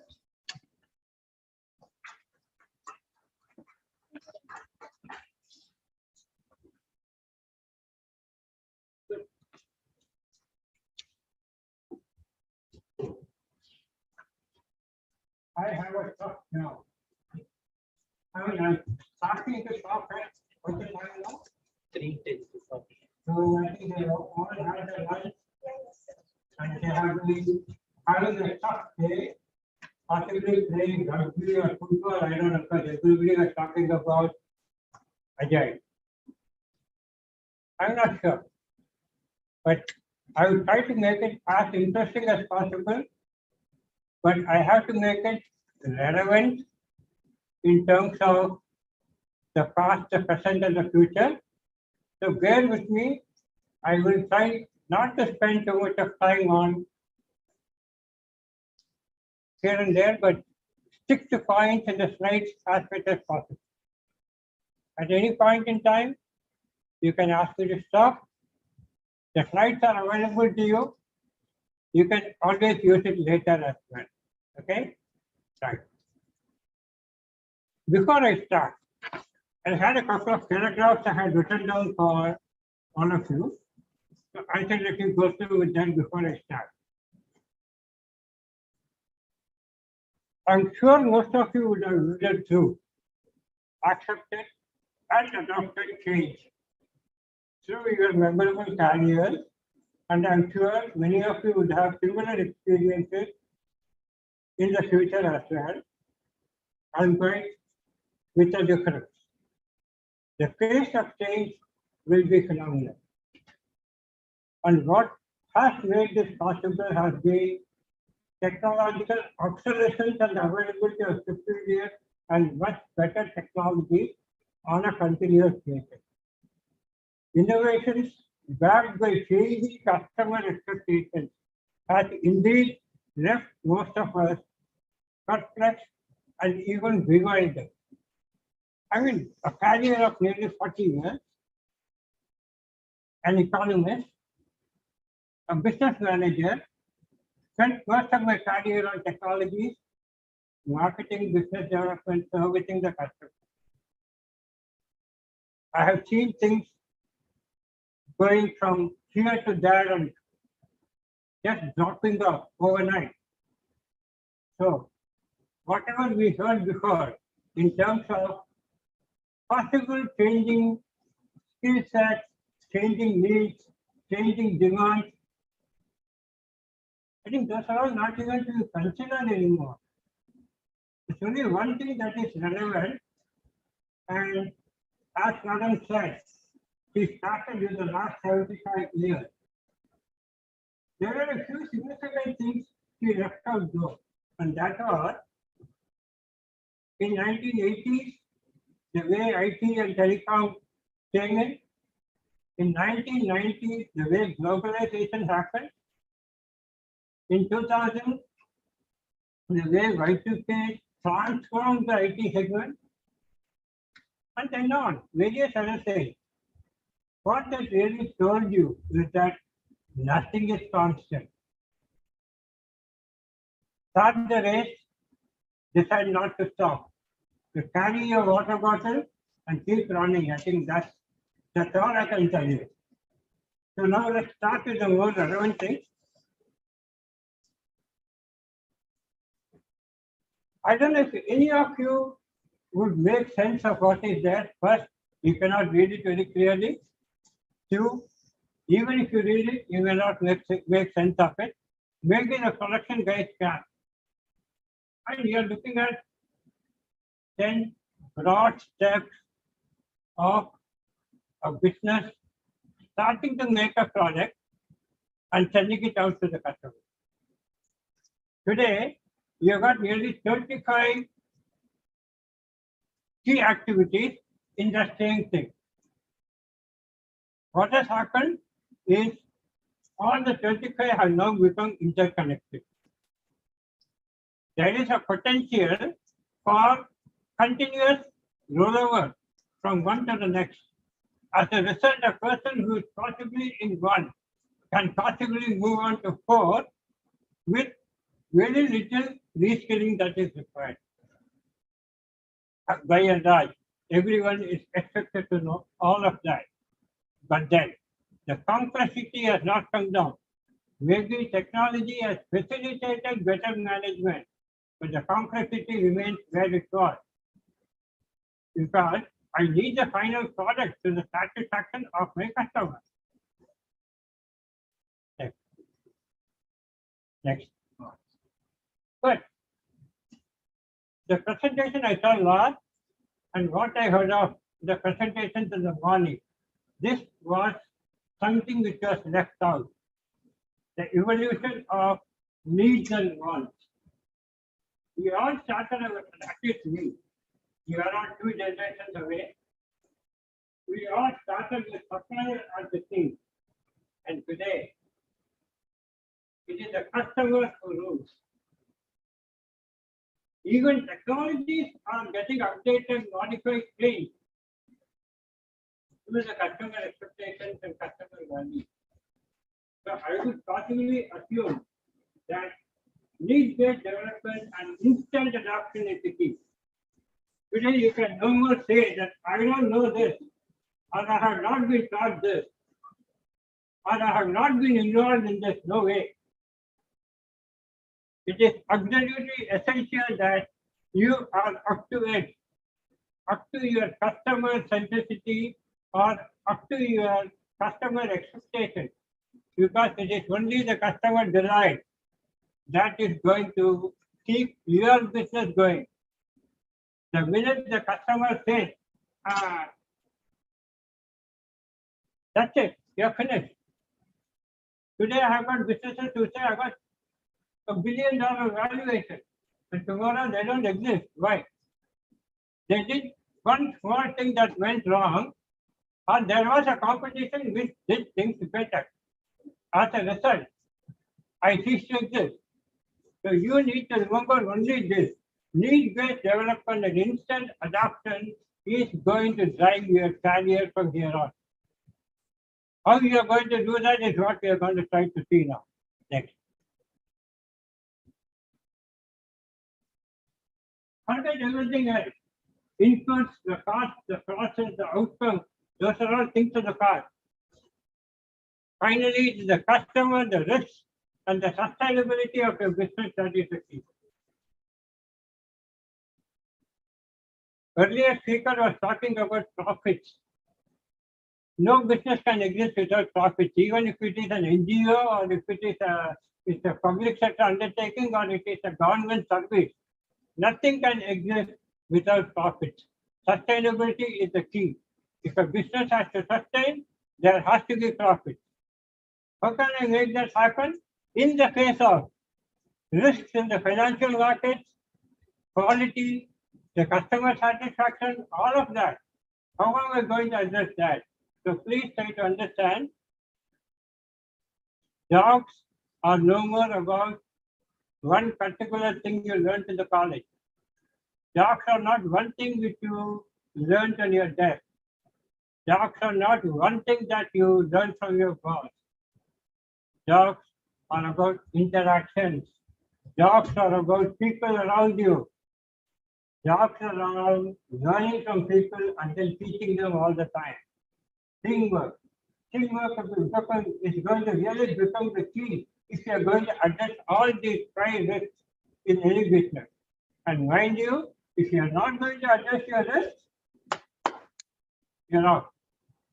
So keep that in mind. Next. How can I develop a focus in any business? Earlier, they used to say that I am a supplier of Hindustan Motor cars. Hindustan Motor, if you drive it for 3 days, I used to have a paint in the back. But that was the only car available to me. It is like the president of Ford Motor Company, he made an announcement in 1945. He said, you can have any color as long as it is black. Because they had cars made only in one color and that is black. That was the focus those days. But then the focus shifted.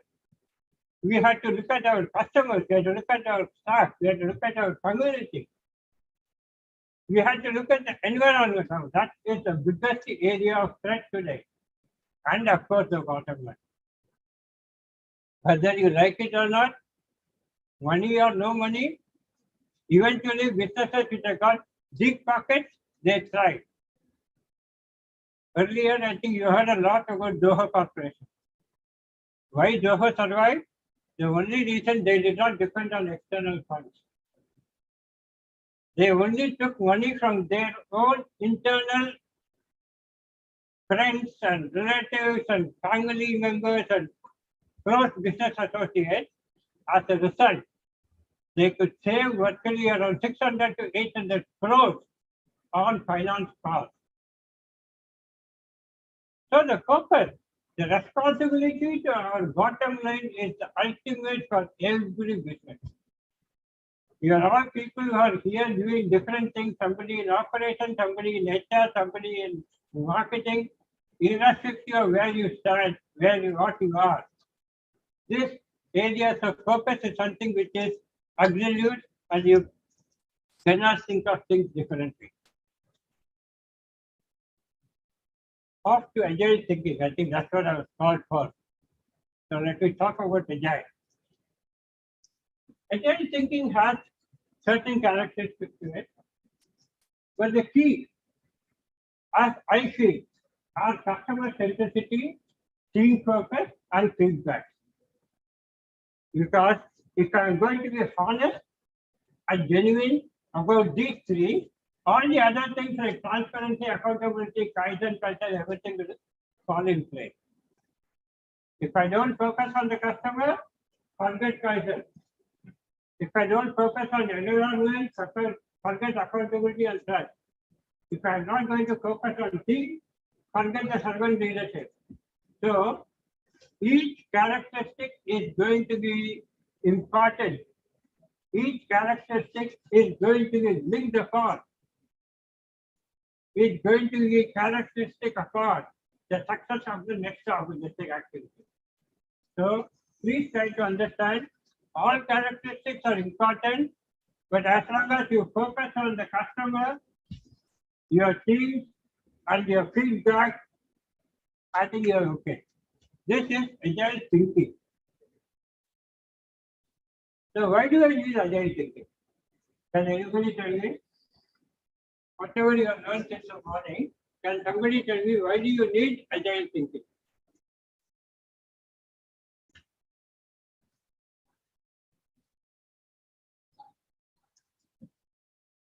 Who was that? Yeah. Can you be a bit louder? Absolutely. Now, that is a nice English statement. But what is the meaning of that? Can you try to explain that?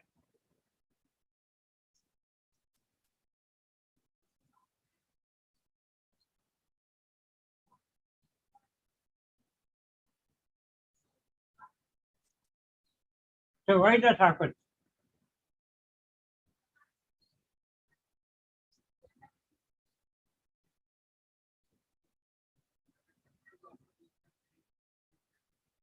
Okay, good. Now all those things, next slide. All those things are extremely relevant. Why? Finally, it is the doers are the people, and peoples are individuals. It is their mindset, their capability that is going to be. As long as we are going to have that kind of a focus, the future of work is going to depend on the individual capability. It is only the individual capability that can bring about the values of trust, transparency, accountability, etc., which will actually imbibe across an organization into a change culture. If I remember right, the earlier speaker was talking about culture. Culture is not something which happens overnight or which has not existed the past 50 years. Culture will not change tomorrow just because your organizational activities have changed. Just because COVID made you work from home, your culture is not going to change. Culture is a lot deeper than all of that. Culture is about the vision and the mission of the organization. Culture is about generations of what the promoters and the subsequent professors wanted the organization to achieve. So it is not just about any one particular changing paradigm of the business, but it is the entire ecosystem. It is the entire structure of that business itself. But that is going to be possible only if every individual in the organization is going to learn to think differently. He or she is able to align themselves with the requirements of the organization, which in turn is tied down to the requirements of the customer, which in turn is tied down to the requirements of the entire larger framework that is called the society.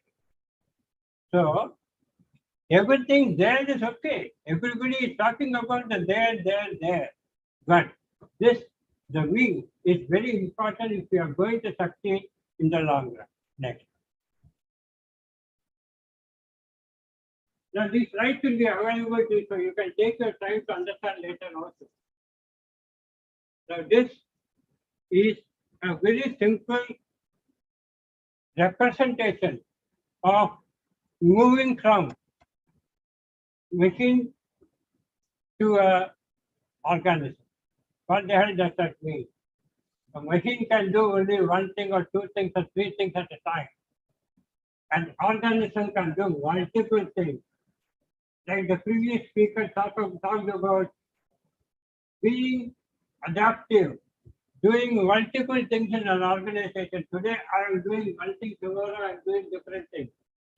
So if I am going to have a wide sector team of professionals who are out there available to me, I can actually explore all of that I need to do to speed up my process, speed up my thinking, so that I will be able to meet up to the customer expectation.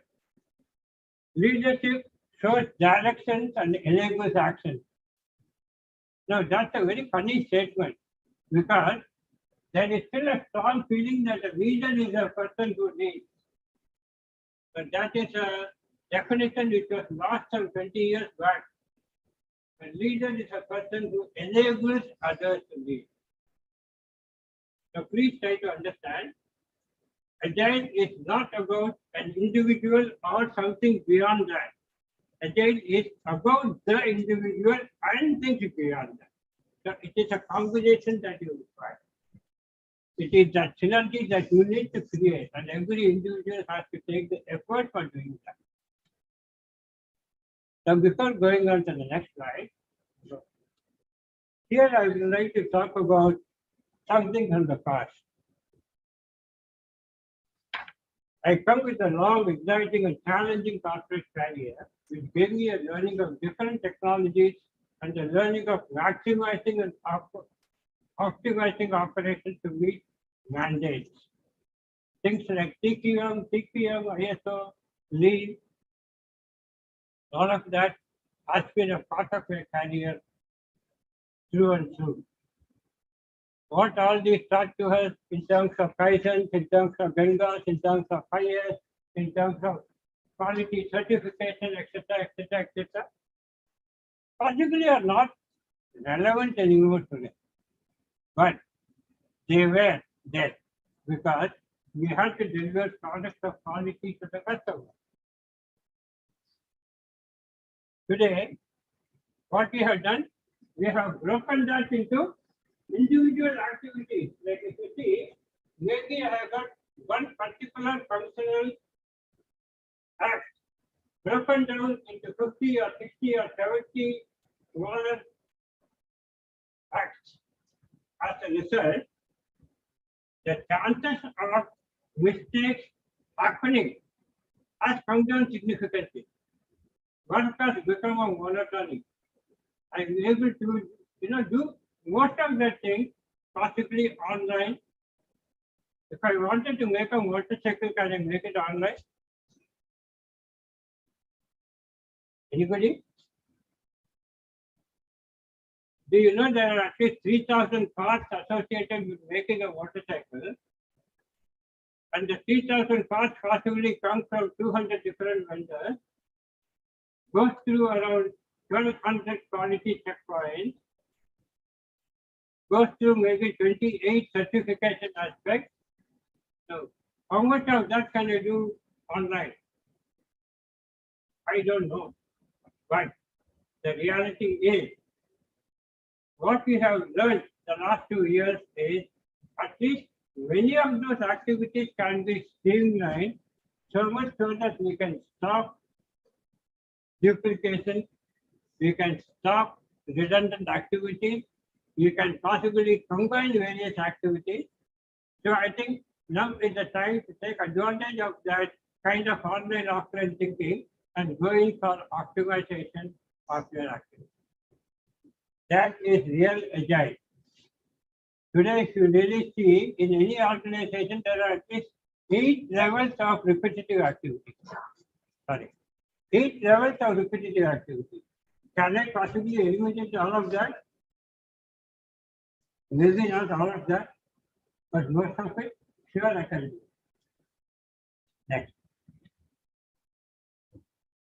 Now, there are 5 trademarks of agile organization.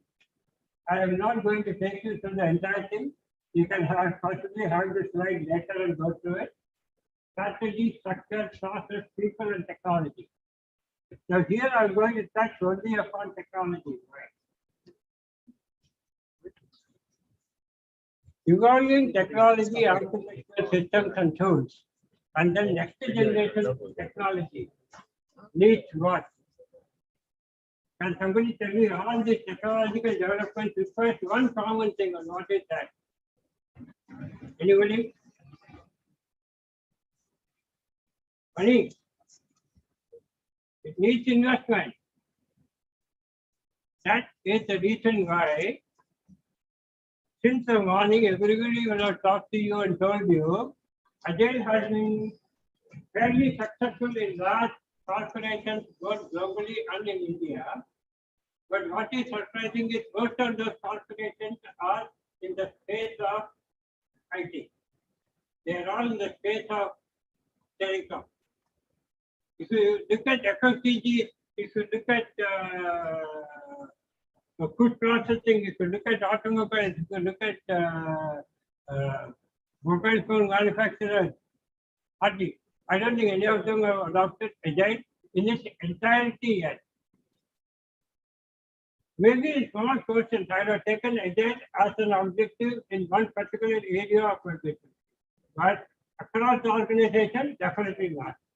So, while technology is a key driver in Agile organization, the investment is going to be a challenge And that is the reason why most agile organizations today are the larger corporations and not the smaller ones who are not having enough capability to invest in the hardware and the software. So I'm touching only upon that. The other four aspects, you have got the key aspect, you have got the practices. You can always spend time on it later, and any clarification you want, you can get back to me at a later date. I'm always available to you guys. As long as Murugan is there, no issue. I'm going to skip this slide. Yeah. Sir, Yeah. Yeah. Right, characteristics of an agile organization. Go back. Okay. You're on the river. Okay. வந்துருச்சு. Skip பண்ண போறேன் sir நீங்க. Five characteristics, what I told you earlier with detailing. I have tried to summarize it here. The shared purpose and vision. Employees are empowered to fulfill their purpose. Valuable learning opportunities. Help where they can. And stay in the field if they can too.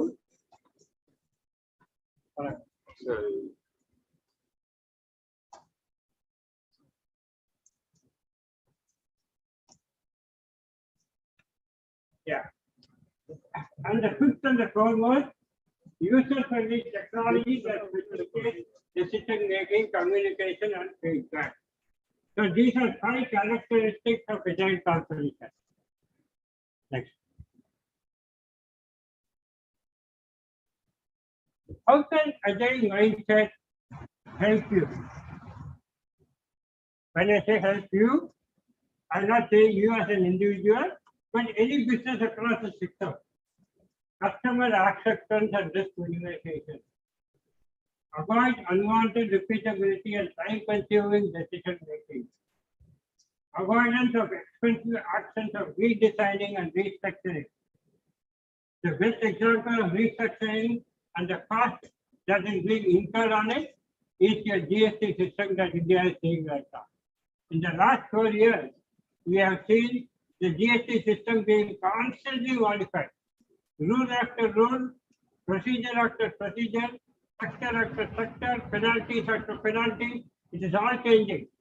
And it is the customer who is suffering. So never make the mistake of utilizing your customer as your R&D. You have to do your homework. You have to think like the customer. That is where the challenge is going to be. So that you can avoid all that extra expenditure. The fourth, facilitate continuous improvement, customer satisfaction, retention, and eventually customer delight.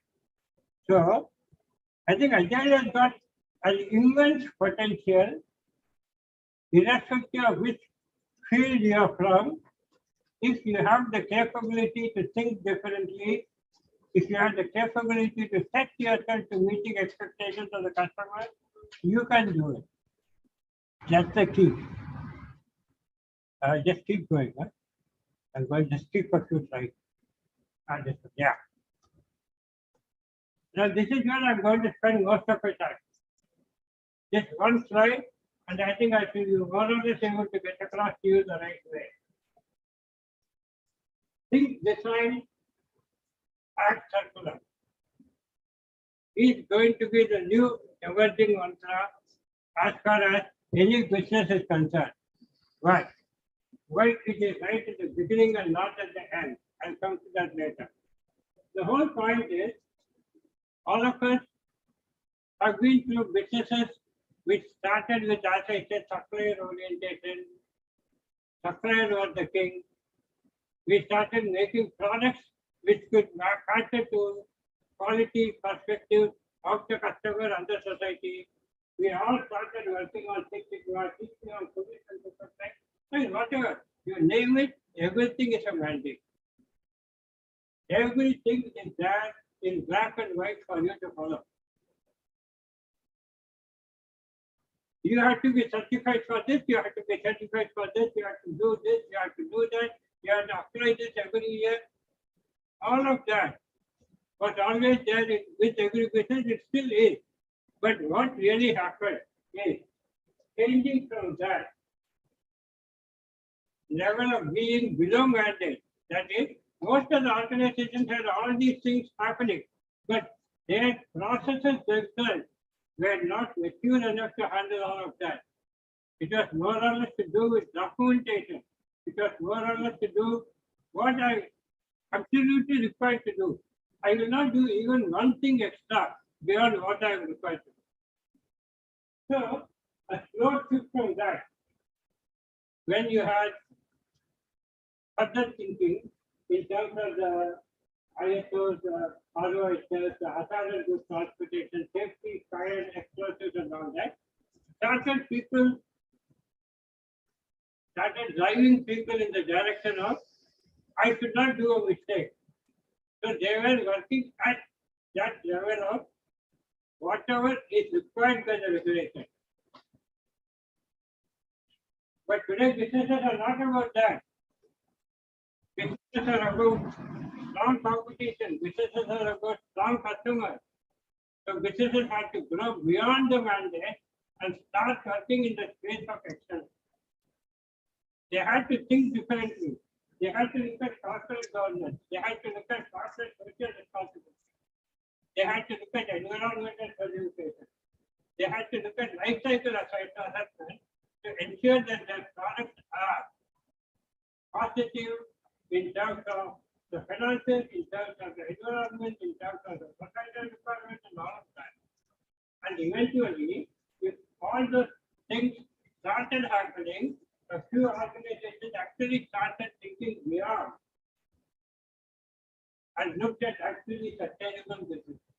And that is where this happened. Though it happened in many organizations elsewhere, so 40 years back in India, I think it took around 20 years back. But now, the last 6 to 8 years, we have started thinking of how we can sustain sustainability. And that requires moving away. I don't know how many of you remember the first slide where I showed that every activity is linear. Moving away from linearity to personality. You're trying to maximize utilization of materials, energy, people, processes, etc. to ensure that you minimize and work towards zero waste. Now, why did I bring this here in a discussion on Agile? This is going to be the key. And I think I'll possibly spend time on this and then get on to a couple of quick last slides.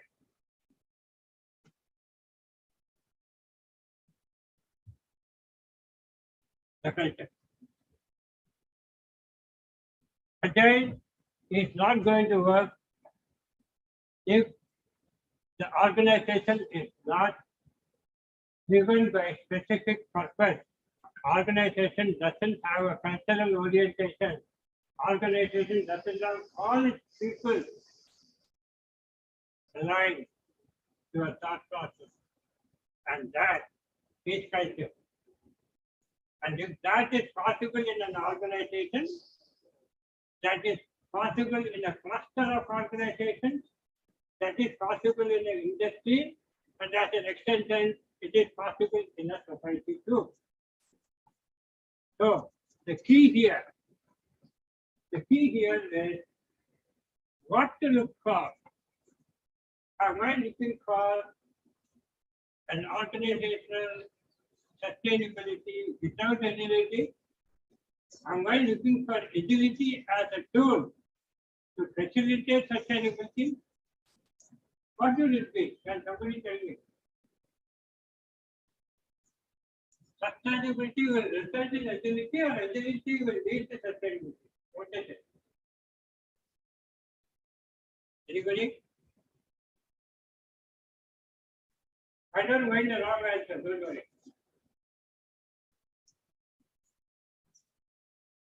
Yeah? both the way. Both the way. That's an answer to the question. It is both ways, but there is a beginning and there is an end. So that is something which is unidirectional. Eventually, it gets into a loop. Once you start doing this happens. That is an answer to the question. My point was whether agile is the tool and sustainability is the outcome, or is sustainability the facilitator and agile is the outcome.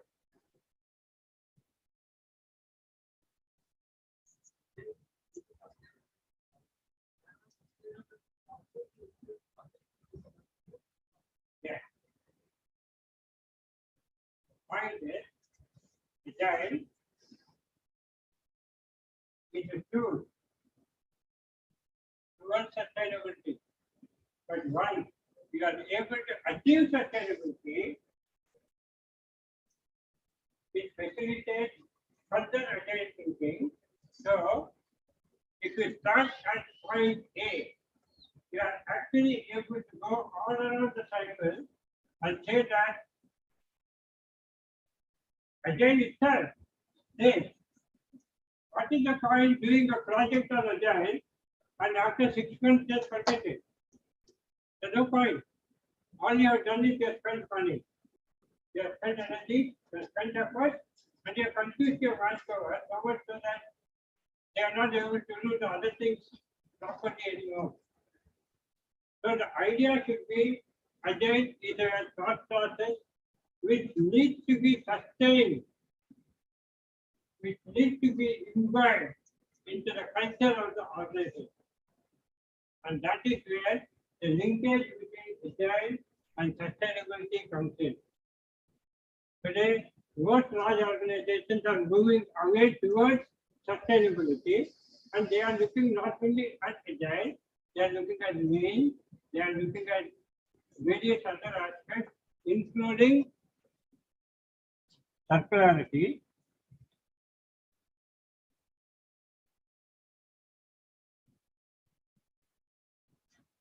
Yeah. Including circularity. So it is not only agile today as an individual standalone facilitator for doing things faster and faster. Agile itself cannot achieve it anymore, but agile as a thinking is an important tool in the space of circular thinking, in the space of designing, in the space of manufacturing, in the space of sustainable livelihood, everywhere. Agile becomes an important methodology. But what needs to be considered cautiously? What needs to be considered cautiously is only 3 aspects. And that is, are our practices and processes ready to address the next 5 to 10 years? I am agile today within the existing framework, within the existing technology gamut, within the expectations of the current customer. But am I agile enough to take care of the next 5 to 10 years? That, my dear friends, is the key. Why do you think companies like TCS and many of the others have something called a bench strength? How many of you are aware of bench strength? Bench strength is about 8 to 10% of the employees who do nothing. They are available there for taking up any activity that the management will decide at a short notice. They are your employees, but they are not currently involved in any specific activity. Like that, if you are going to have a team which is constantly engaging the mind and looking at implementing agile, within the existing and evolving infrastructure. That is very, very significant. Why I say this? I have enough experience in the past. I go back to, I think I was one of the first guys to implement something called VAR, VAN. VAN was it was prior to SAP. VAN was one of the early adopters in terms of emails and things like that in India. VAN was a company out of Holland, and I was one of the early adopters of VAN. Subsequently, VAN, we realized its limitations. We moved on to SAP, and then subsequently we have moved on to so many advances in SAP, but all the IT companies have gone way beyond manufacturing. They are doing wonderful things in terms of metaverse, and that artificial intelligence, machine learning, data analytics, whatever you will call it. But to me, I mean, those things only are words. I am from this hardcore side where I believe in throwing out products, getting to meet customers' requirements and expectations. So things have changed and things will continue to change. How I am going to be ready for that in terms of the money, in terms of the people, in terms of the skills, in terms of the orientation, everything driven towards the customer. Second, all our processes, thinking capable of addressing the clarion call of circularity and sustainability. Why do I say that? We had this example in the past about Doha Corporation operating from all offices in the rural areas. We had a talk on how people are working from home. Has anybody in this room ever done a study of the carbon impact of working from home? Anybody? Carbon impact. I spent extra on energy, I spent extra on my health issues, I spent extra on my eating habits. I'm starting to order more online. And when I order more online, there is more packaging. There is, I'm taking more and more items than what I actually do. I'm generating waste. I'm creating a wasteful economy. And all that is impacting your carbon economy. Has anybody done that analysis? Whether it is going to result in a gain or a negative, I don't know. I have not done that personally. But if you think of it, by working from home, all of you have shifted expending things elsewhere into your own home. And that actually results in losing clarity on societal waste. Your waste at home, the impact on the carbon economy, the changing challenges of water requirement, the air requirement, the health issues. I think we need to explore all of that. So, looking at circularity and sustainability as essential paradigms out there in deciding our practices and processes, whether it is agile, whether it is agile plus, whether it is agile minus, I don't know. Every business is going to have its own requirements. But it cannot be denied that you have to be agile. That is the only way you are going to match up to the pace of expectation of the customer. Is anybody aware of how many years it took for the first telephone to be adopted and accepted? The landline that came up maybe 100 years back, when was that? 1900 what? When was the telephone first the came into existence? I think adopting the telephone took possibly 40 odd years. And today, the mobile phone you are going to receive tomorrow is decided by you today. Because it changed. 40 years there and here it is minus 1 day. So you have to be prepared. You have to be ready for all of that. Not only in your place of work, in your place of skill development, in your family circumstances, everywhere. So agile is something which is absolute.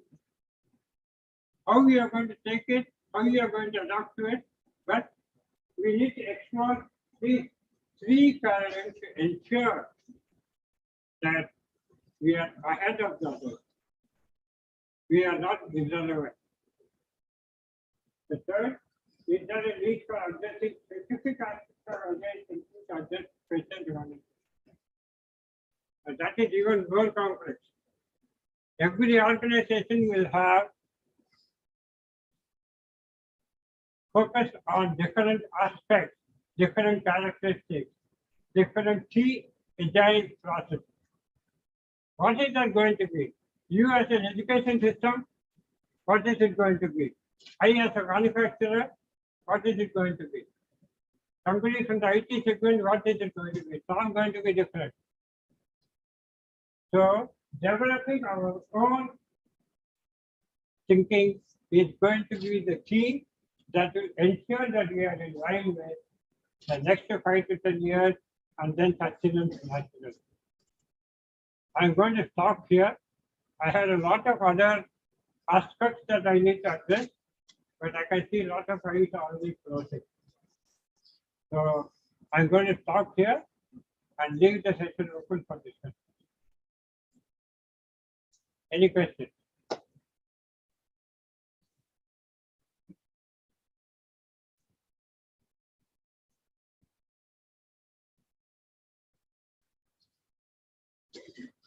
Looks like through the day, your listener, I mean, they're going to possibly heard of Agile only now. I was expecting a lot of questions from all of you.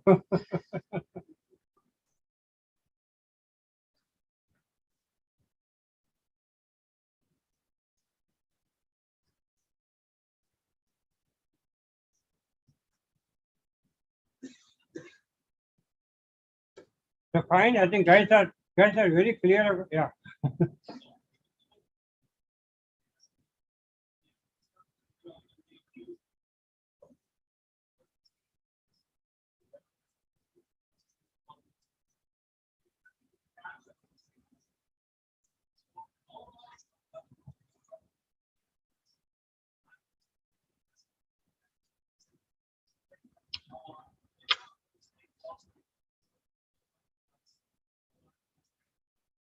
And who told you it is not happening?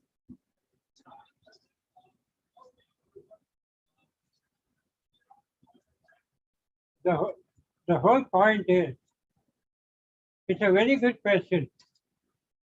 Those guys started 70 years before you. And that gap in technology has continued. Whether you like it or not, all vehicle manufacturers globally have at least a 5-year R&D program on every component, every assembly that rolls out. And do you know what it is in the case of Maruti? 4 months. So how do you expect to achieve that excellence if you are not going to put the effort into it? I do remember you had a question on brain drain as well. My personal take on that, gender equality, inequality, brain drain, working elsewhere for somebody else's benefit, these are all terms of the past. They have no relevance today. 1991 when globalization happened, I think there was this opportunity to throw the world open as a one big market and also one big supplier base, one big R&D grade. So I think these thinking should stop. Let me ask you one question on the reverse. Electric vehicles. China is holding on to 95% of the lithium required for electric vehicles. So what is your call on that? Should they not make electric vehicles?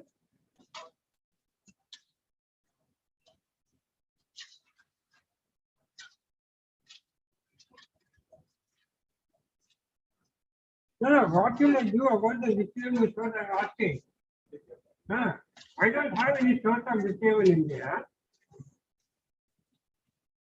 If I say I have to take lithium from China only, it's a big job. Getting the lithium in is not enough. Developing the oxide, making the battery, etc., is a huge technological capability which requires to and fro engagement, which requires your people going and learning that technology and coming back here. Maybe they'll come here and they'll stay there. But why are you worried about brain drain? What is this brain drain about? Finally, you as an individual, you learn something, you work on something, you deliver something, and that's it. Whether that is going to result in tax in some other country or whether it is going to be finally concerned. Finally, it is for the larger economic structure. Like Madam was talking about, because for the last 2 years we are all working from home. It's a larger problem for ladies. Why? I would say it's a larger problem for everyone. It is the family which is affected, especially where you're talking about parents, you're talking about children. Those are the guys who are most affected.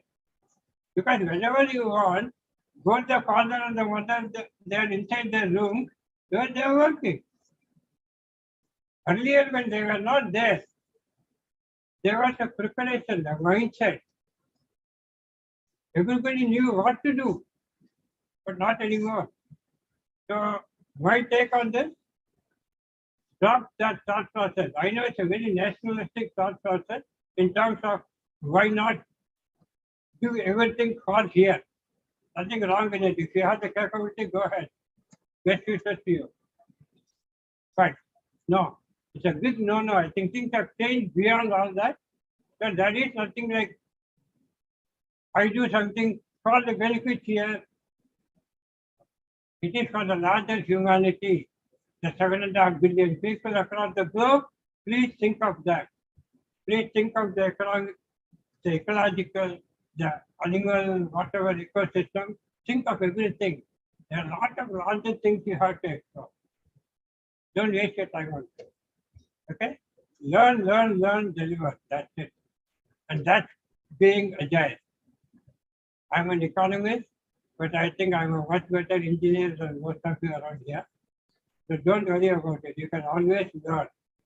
And that is being agile. Agile is a mindset, it's a thinking. Open your mind. Don't try to. Okay? Thank you very much. Any other questions? If not, I will say thank you. But anyway, the presentation is available with Murugan. If any of you want further knowledge sharing, please feel free to contact. Okay? Thanks a lot.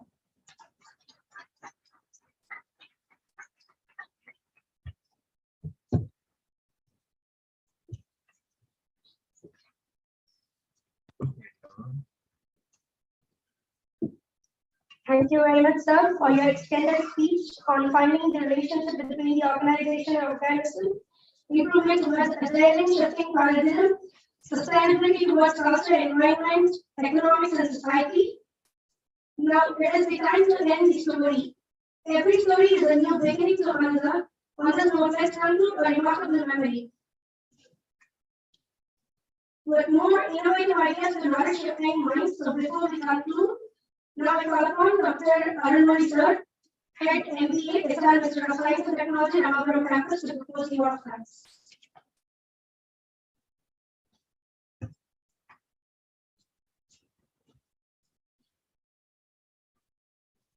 Good evening, everyone.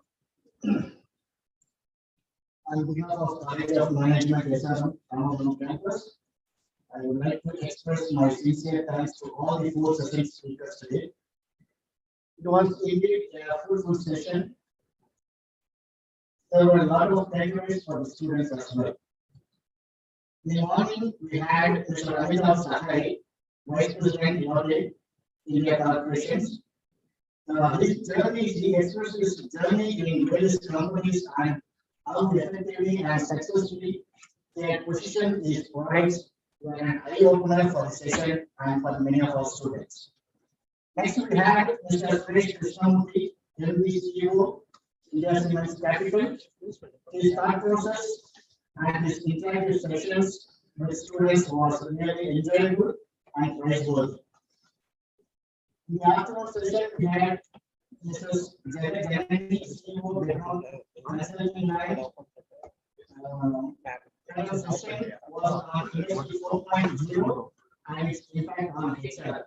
It was a really impressive one, and the power skills that we need to sharpen during that time were a lot of takeaways in this session. Thank you, madam. Next, we had the words of wisdom from Mr. Sriram Narasimhan, Managing Partner and Trustee, Nissan Technologies. His thought process on key paths to sustainability in agile. The points discussed on this slides were absolutely fantastic, and if one could follow it, it would